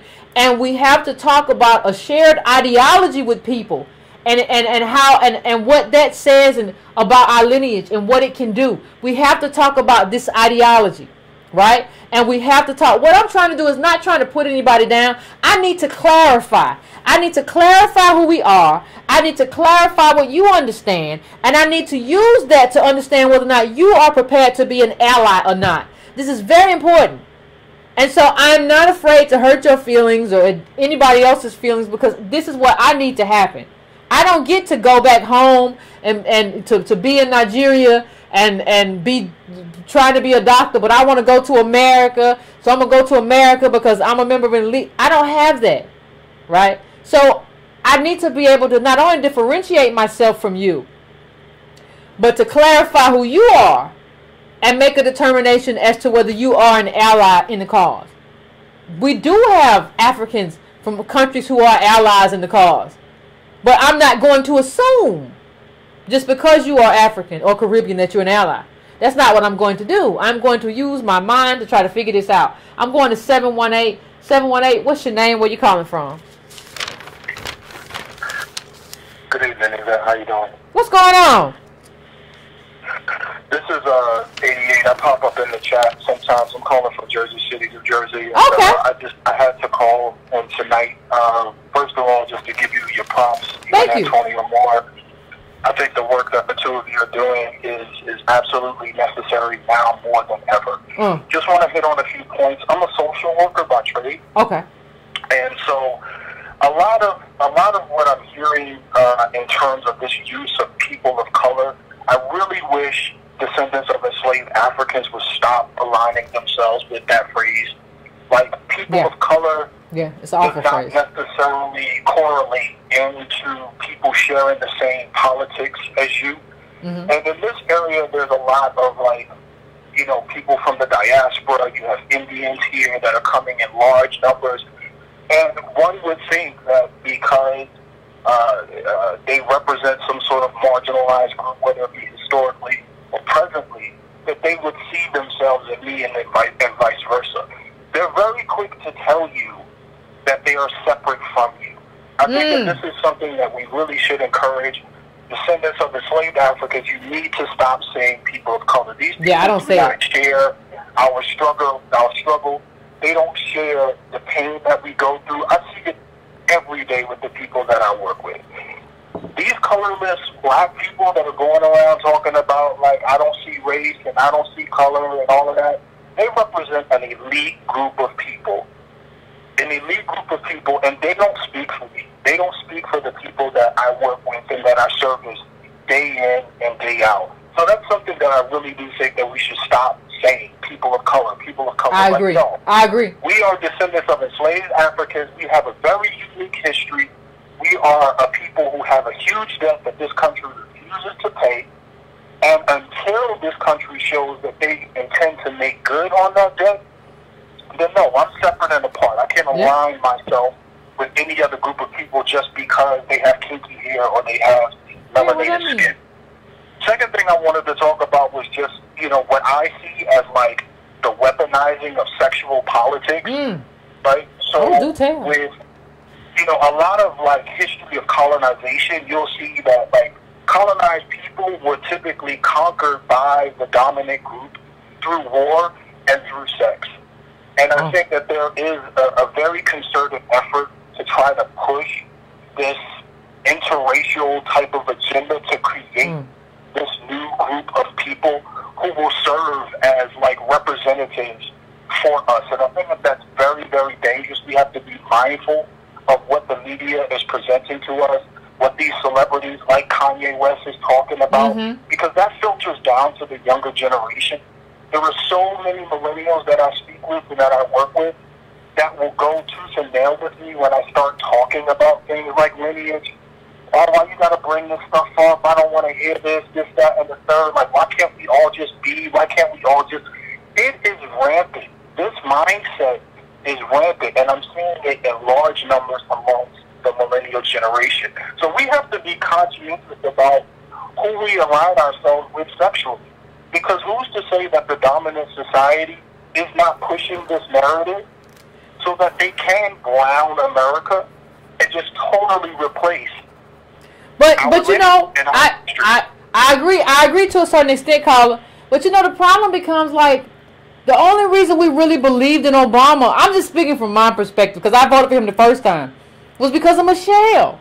Like, if he had been with a white woman, we wouldn't have, like. So I also see, like, marrying a black person too as a way for people to cloak their hostility towards us. Like, okay, I'm not really, like, native black and I really don't understand, so let me find a black partner. You know what I mean? Right. I hear your point and everything. I just think that there are a lot of us who, like you say, like Antonio say, that are attempting to escape the permanent underclass position that we're in. And there's no mistake about it. Economically, educationally, health-wise, we are slowly, but not even slowly but surely. I think that the solidification is well underway. Well underway. So when you decide that you want to somehow use sex politics as a way to escape this lineage, break free of these shackles, I think that impacts all of us. It impacts all of us. It may not be in your generation, but your children, because you'll impart an ideology to that children that is not rooted in our lineage. So those kids will grow up not being taught about the unique history that DOS has. And I think that in time, that could be very, very dangerous. That's true. I know. I agree. I think that's true. And like I said, like Last thing I wanna, yeah. Go ahead. I'm sorry. I'm sorry. No, just really quickly, because I know you have other calls. The last thing that I want to say is, you know, I do believe that, you know, descendants of enslaved Africans really need to institute a series of checks and balances for the Kanye Wests of the world. Whenever these people are propped up or put or positioned in such a way to where they want to start speaking for us, speaking for people on the ground, we have to have an institution in place that checks them. Either completely removes them from the scene, or someone with a voice. We need to come with a collective voice to say, no, no, no, no, no. You don't speak for me. Remember, you're colorless. You're over there. There has to be a purging of these people. A purging. You talk for me, bro. You are over there. We gotta. Once a person has made a decision that they want to align themselves with this colorless ideology, you are completely purged from the group. So you don't have the option of talking to me anymore. And if you decide that you want to flex and you want to try to talk for me, then I think that we as a group need to rise up and we need to drown them out. These people are getting way too much attention. I agree. Way too much attention. And what's happening is that folks are starting to think that this is how we think. That we align ourselves with their views. Well, now hold on one second, Colin. Not even just that we align ourselves with these views. Folks are starting to think that like we're just as scattered and scatterbrained as Kanye. Like, so people think that we don't think. Like, he's a representation of us, and he's lost and confused. So this is how black people are. We're just lost and scatterbrained because he's lost and scatterbrained. Right.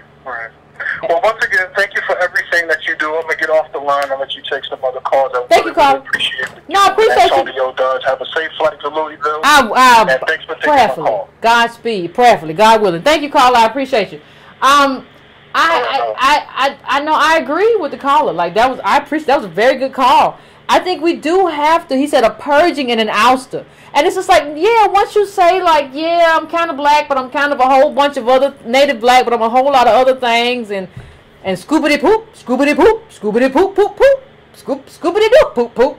I mean, once you start doing that, like, I think we have to say, yeah, you over there, you can be raceless, but you don't get to come back and then like be about race. I think the caller's right. You know, we don't ever exclude anybody. Like, we take in, we don't care what you are. You know, you could be anything. We will take you in. And I think we don't, because of who we are, and because we've had to be very collective in our group, we're not very good at exclusion. And I think we have to become better at exclusion. We have to become better with having standards. We have to become better at defining what is beneficial to us as a group. And that's important. So I'm going to the next call because I want to try to get as many calls as I can tonight. 312, what's your name and where you calling from? What it is, Yvette, this is Warren. What's going on? What's going on, Warren? Chilling. I'm going to try to make it really brief and straight to the point. It kind of cuts to the heart of the title of the show, The Browning of America. Actually, a few issues, allies, as well as our justice claim.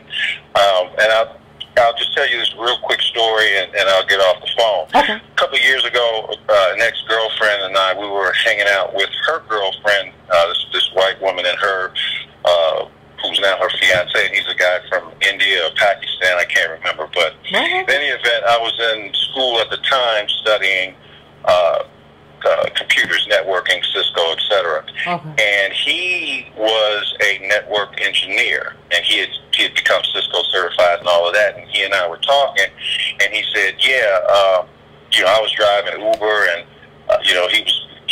he had a dead end job, and someone that he knew, and my memory serves me correctly, I think they were like kind of friends of his. They had started this IT school in the suburbs of Chicago, and he said it was kind of like a crash course.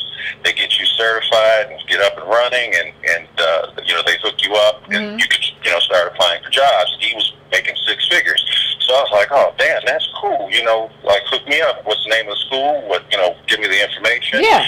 And prior to that, throughout the conversation, every word out of his mouth was brother. Yeah, brother. You my brother. And, right. And once I asked him for the info, he paused and he said, I'm sorry, brother. It is for Indians only. Oh, is that right? And I was like, yes. And so it's not just for people of color, right? It's not people of color. It's Indians only. Okay. Was it HB1 visas or whatever they call that?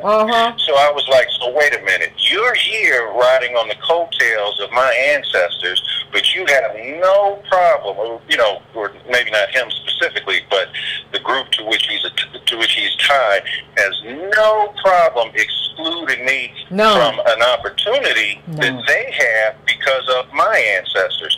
So the question that I have for anybody that might be listening who has a problem with what you're doing, the question that I would ask them is, if people like that, and I'm speaking in terms of a group, not individuals, because you do have allies, but if a group like this has no problem excluding you from an opportunity that they got based on your ancestors, then how supportive do you think they're going to be for you and your group and the justice claim that we have? Whether or not we ever get that or not, but when we fight for it, how empathetic, how supportive do you think they're going to be? They're not. Not at all. And they don't look at you the same way. They look at you as being completely different, and a lot of their views towards you are no different than some conservative, right-wing person. They look at you through the lens of whiteness.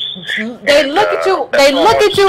Say that again, caller. They look at you through the lens of whiteness, not no people of color lens. There is no lens of whiteness. You better preach. Thank you, caller. I appreciate it. So, woo. You welcome. Keep doing what you're doing, Yvette. You better listen. If these people, thank you, caller. I appreciate it. Listen, if these people ain't for you, what's that thing? Release the Kraken. Like, listen, I don't do no people because you do the people. Brother, we all in this. Brother, sister, my sister. And then when you say, I need X, Y, and Z, what happened? No, I can't, that's not how I navigate my life. But see, we have to be clear early. We can't be clear late. What black people like to do is like get native black. I'm talking about us. What we like to do is like we get up in a pinch and we like, oh, now we done help these people do 10,000 things. They're like, oh, well, no, you need to clarify all of this early. Be clear on ideology. Be clear on how you feel on my justice claim. Be clear on what you're willing to do on my behalf.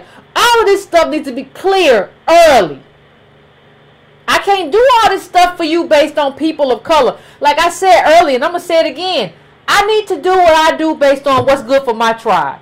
To the extent that you and I can collaborate and do something that's good for both my tribe and your tribe, I will collaborate. But this has to be the priority. Because we built this country and we're the priority anyway. We should be doing you a favor to collaborate with you. And we will collaborate with you to the extent that it benefits us. To the extent that it benefits both groups or three groups.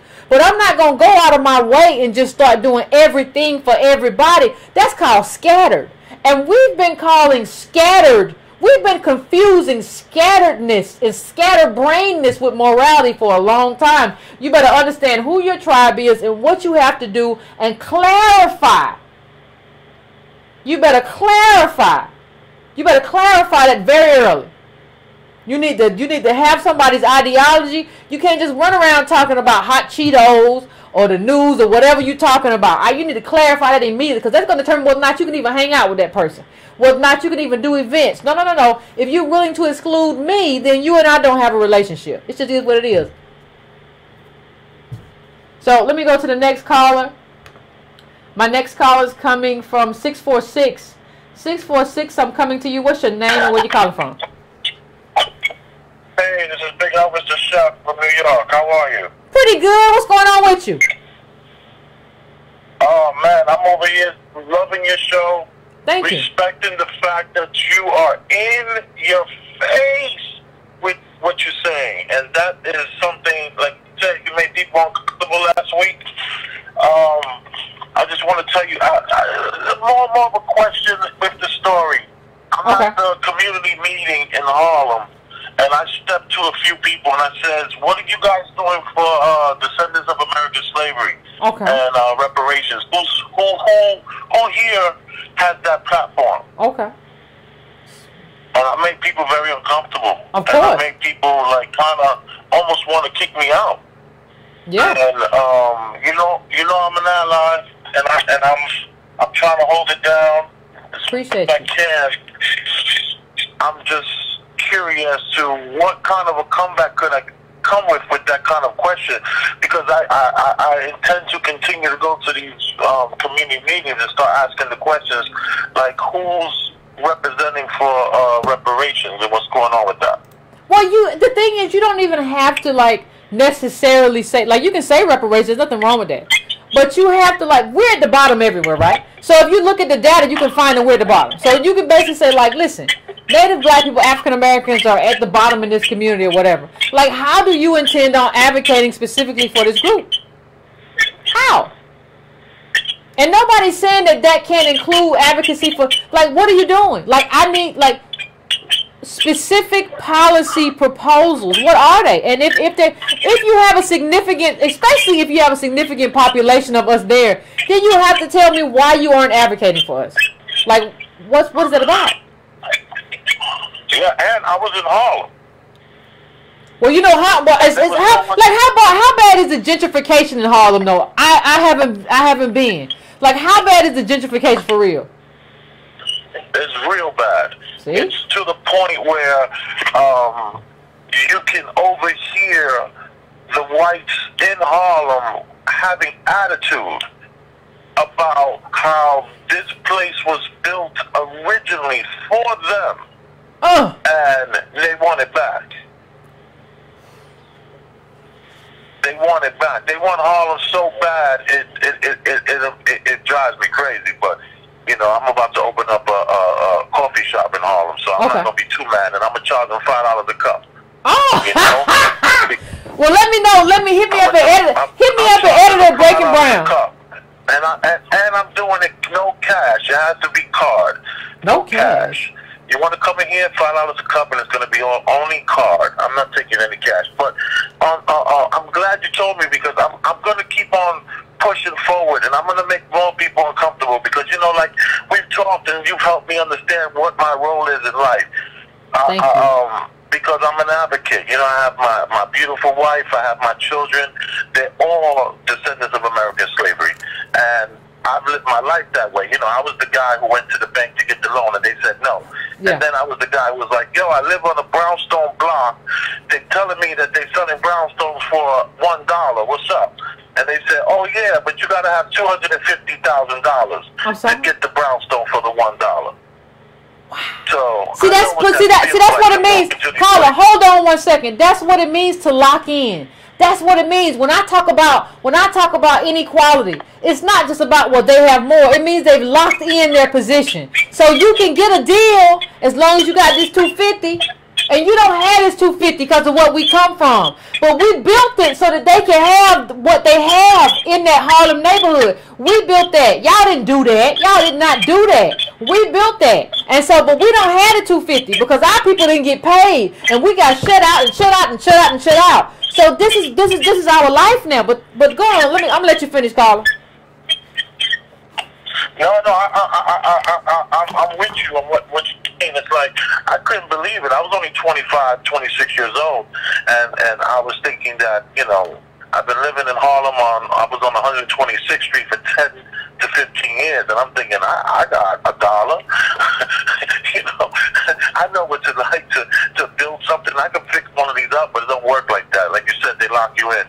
But I will continue to do what I'm doing and push forward, and I'm going to the community meetings. I'm going to make people uncomfortable. I'm going to ask the right questions, and I want to know, since we're at the bottom, what's going on. Oh, and one more thing really quickly. So they have all these advocates that these guys, I kind of got into it with, I mean, I don't know if I got into it, but I was basically dealing with a group of people, and I was saying, like, you're advocating for what? And I was like, no one here is advocating for jobs. They were advocating to, like, get guns off the streets and to stop having little kids disrespecting grandmothers that walk down the block. And I'm like, what? Yeah. This is your platform? And they had Channel 7 News listening to this crap these guys were saying. I'm like, There's no jobs. Where's the, you know, we need people to be working. We need black people got to be working. You're talking about little kids that disrespecting grandmothers, and you want to get guns off the street. Like, there ain't nobody getting shot over here like that. It's all propaganda. It's not the crime in New York. It's so safe in New York. You can walk through New York with a brand new laptop in the box in your hand, dangling it from a string, and ain't nobody going to take it. I'm telling you, it's the safest it's ever been, and it's like 10 times more people. Yeah. And I'm 44 years old. I remember when New York was so dangerous. I used to have an 8-ball jacket, and I remember I would stare at my 8-ball jacket for 20, 30 minutes contemplating what blocks I'm going to walk on to get to where I'm going, just so I might not die. Oh, I threw that jacket in the trash can. Yes, thank you, caller. Nothing like that anymore. Then thank you, caller. I appreciate you. Yeah, I appreciate you. I appreciate you too. Listen, you know the way I like to come about reparations, I like to come like when I advocate for reparations, I don't just ask you out front. Like I like to come and advocate reparations. Well, lead up to that thing. Like, well, you know, black people, native black people, descendants of slaves built this country and they never got paid. And have somebody say, yeah, they didn't. That's true. That's awful. Well, and then they had Reconstruction. And, like, the white mobs, and yeah, you're right, that's awful. And then, like, come with some stuff from, like, the half has never been told, or the color of law about the deeds and all this stuff that happened. And then be like, well, you agree that, like, they should be, you know, that should be made right. And the person, yeah, that's true. Then hit them with, like, well, what's your position on reparations? Because what you basically did, when you come like that way, what you basically did is if you've allowed them to say yes to reparations all the way up. So then you look real stupid if now you say no, because everything that I asked you in the lead up to this was a yes. So now how do you say no? It don't make any sense. So that's how I like to kind of lead up to the reparations conversation. And there's nothing wrong, like our lives should be built around making people uncomfortable. But instead of like we make everybody else very comfortable.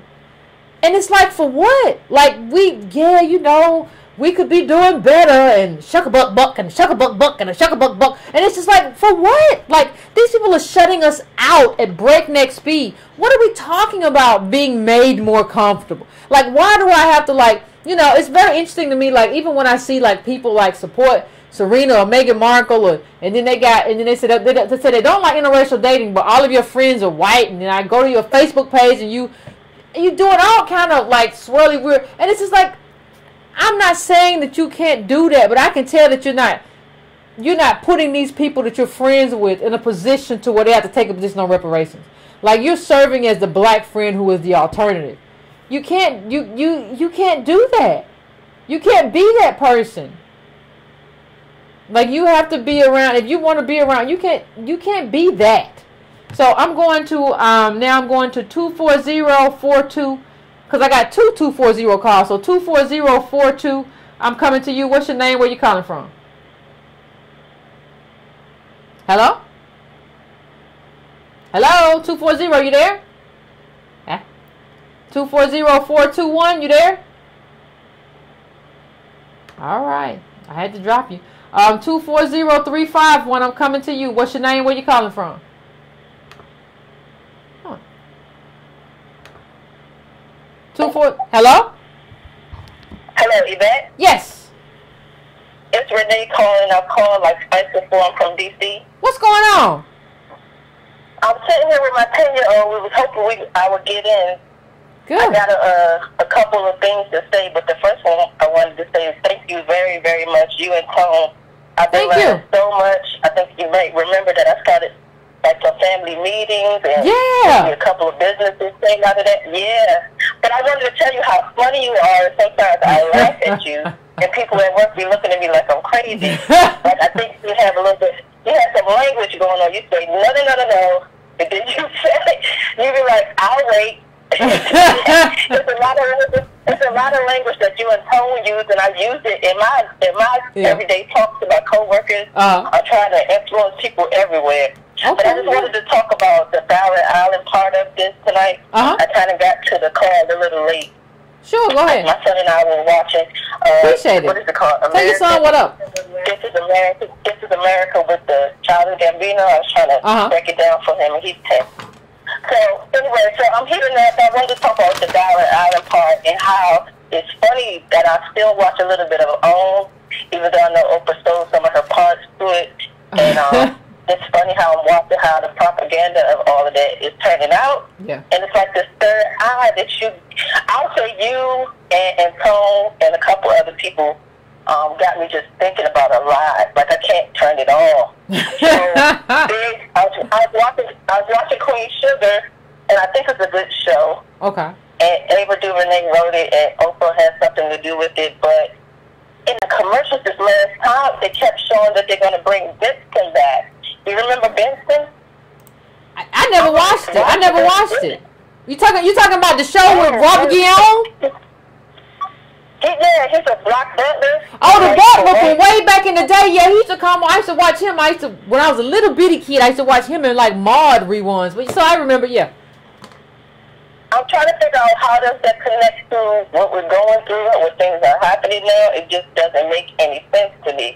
And so I was like, I wanted to bring that up to you. I think sometimes as a culture, we'll rather do the easier, more lazy thing, which is like follow Oprah and whatever she does, because that's just who we know. As far as, trying to support Dollar Island, who has actually, got the judge to say, he has a good case and, going down the road of trying to help him, just get heard and try to get Black media back where we need it to be.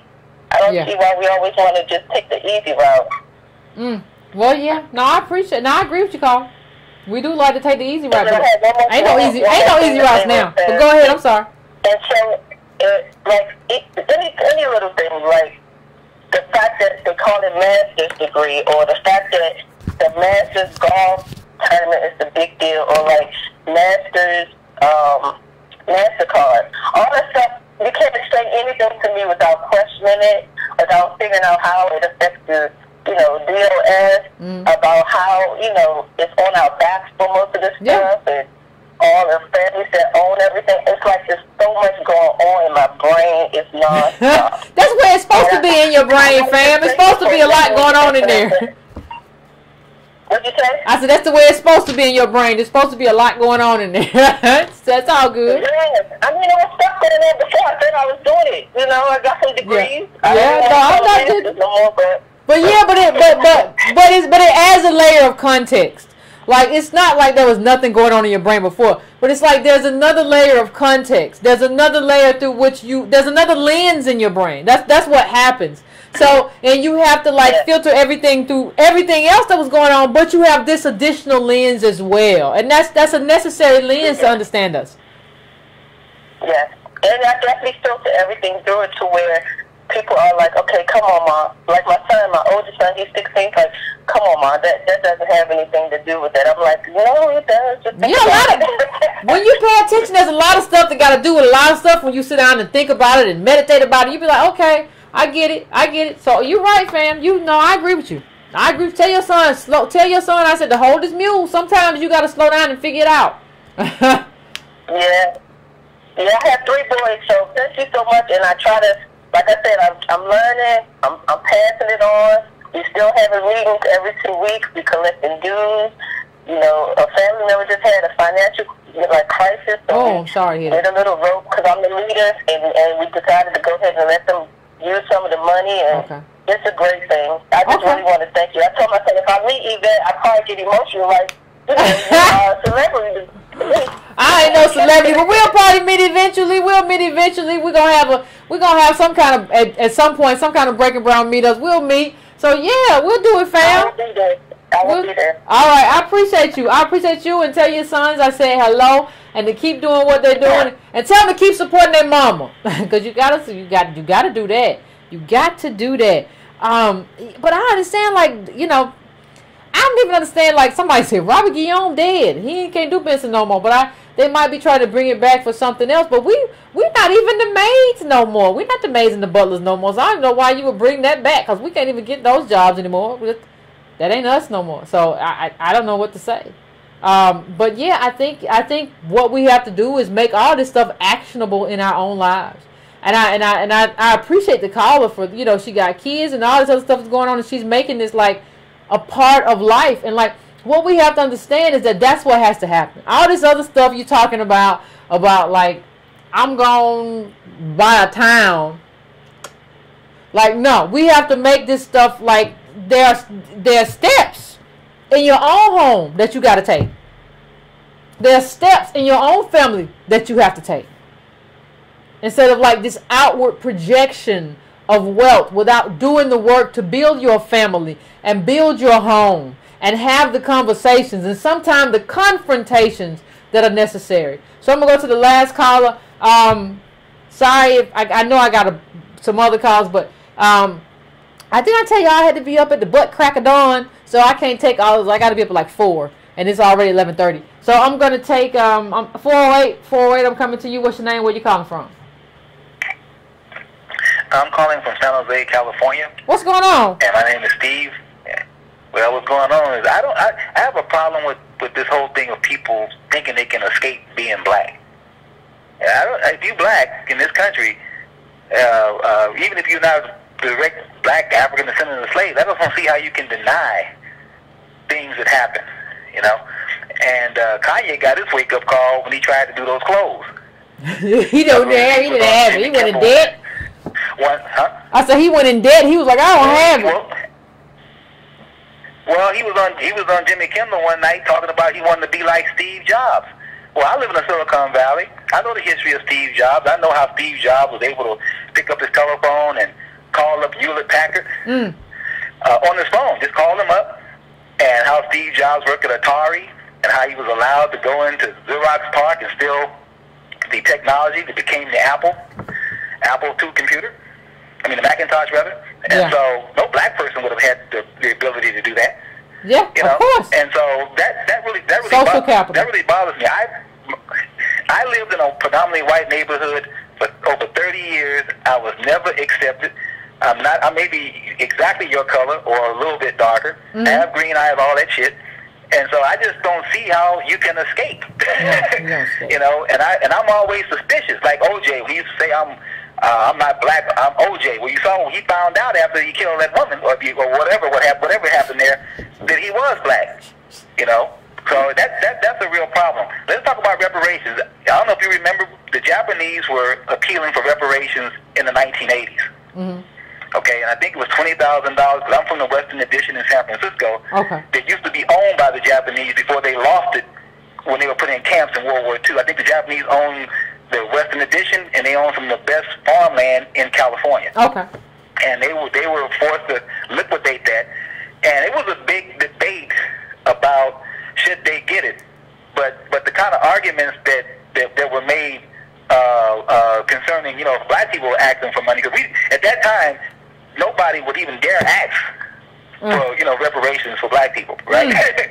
And I think it was $20,000 that they eventually got. I'm not sure. $20,000. A lot of people had already died.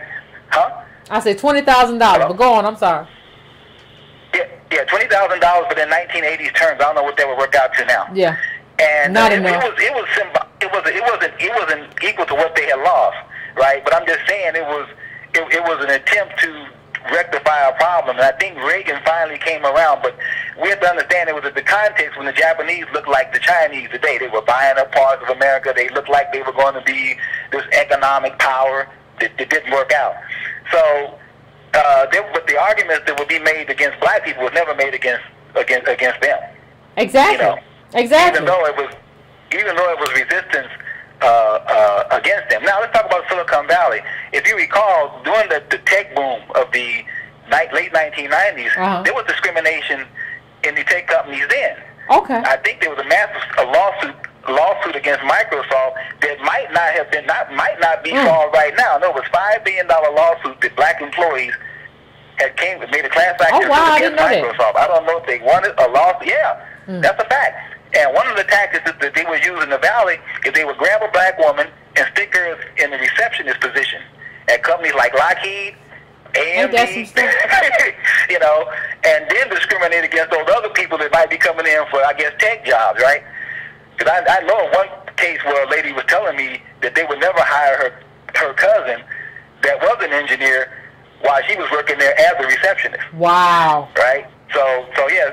Oh, yeah, this has been going on. We've been letting it slide. Jesse Jackson came out here in the late 1990s complaining about the whole thing and charging that these companies with discriminating. This is at the height of the tech boom before the tech boom collapsed. All right? And so, yeah, so this actually happened. But anyway, Yvette's looking good, and I'm just calling to keep them flying, and I'm going to keep getting in there, trying to see all angles. I'll like that. No problem, fam. I appreciate you. I appreciate you. I appreciate you. And I'm going to go ahead right now. If we didn't get to your call tonight, I apologize. Hopefully we can do that soon. We got some more calls than usual, I think, because I ended earlier than I think. Breaking Brown family, let me just say this. We have to have some clarity. Like I've said clarity like 4 times, and I'm going to say it again because I think it's necessary. We have to start having some clarity about who we are and the meaning of who we are and what we're owed and what kind of ideology that is needed to get us what we owed. And that's how you get to define who is an ally. So we have to hold this people of color. I agree with the caller who said we got to stop saying it. I say Native Black American, and somebody called me out by saying, because I said Native Black DOS a lot and not American, and in the comments, and that person was right. Like, you have to add American. It's not just Native Black DOS. I understand it's an abbreviation, but like Native Black American DOS, because that's who we are, and that's what defines our contribution in this country, and that's what defines our justice claim, and that's what defines what we're owed. And you have to understand everybody else within that context. And that's very important going forward. And it's going to become more important. So just because you're a brown person, that's kind of a con that people use to kind of get close to you, or we all in this together. Understand that that's not how we define our group. So I'm going to get going and go to bed for like 4 hours. But I will see you all in the next episode. I don't know if it's going to be Wednesday or not. I'll see what I can do. But anyway, please subscribe. Please hit that bell so you get a notification. And we will talk about black politics again very soon, fam.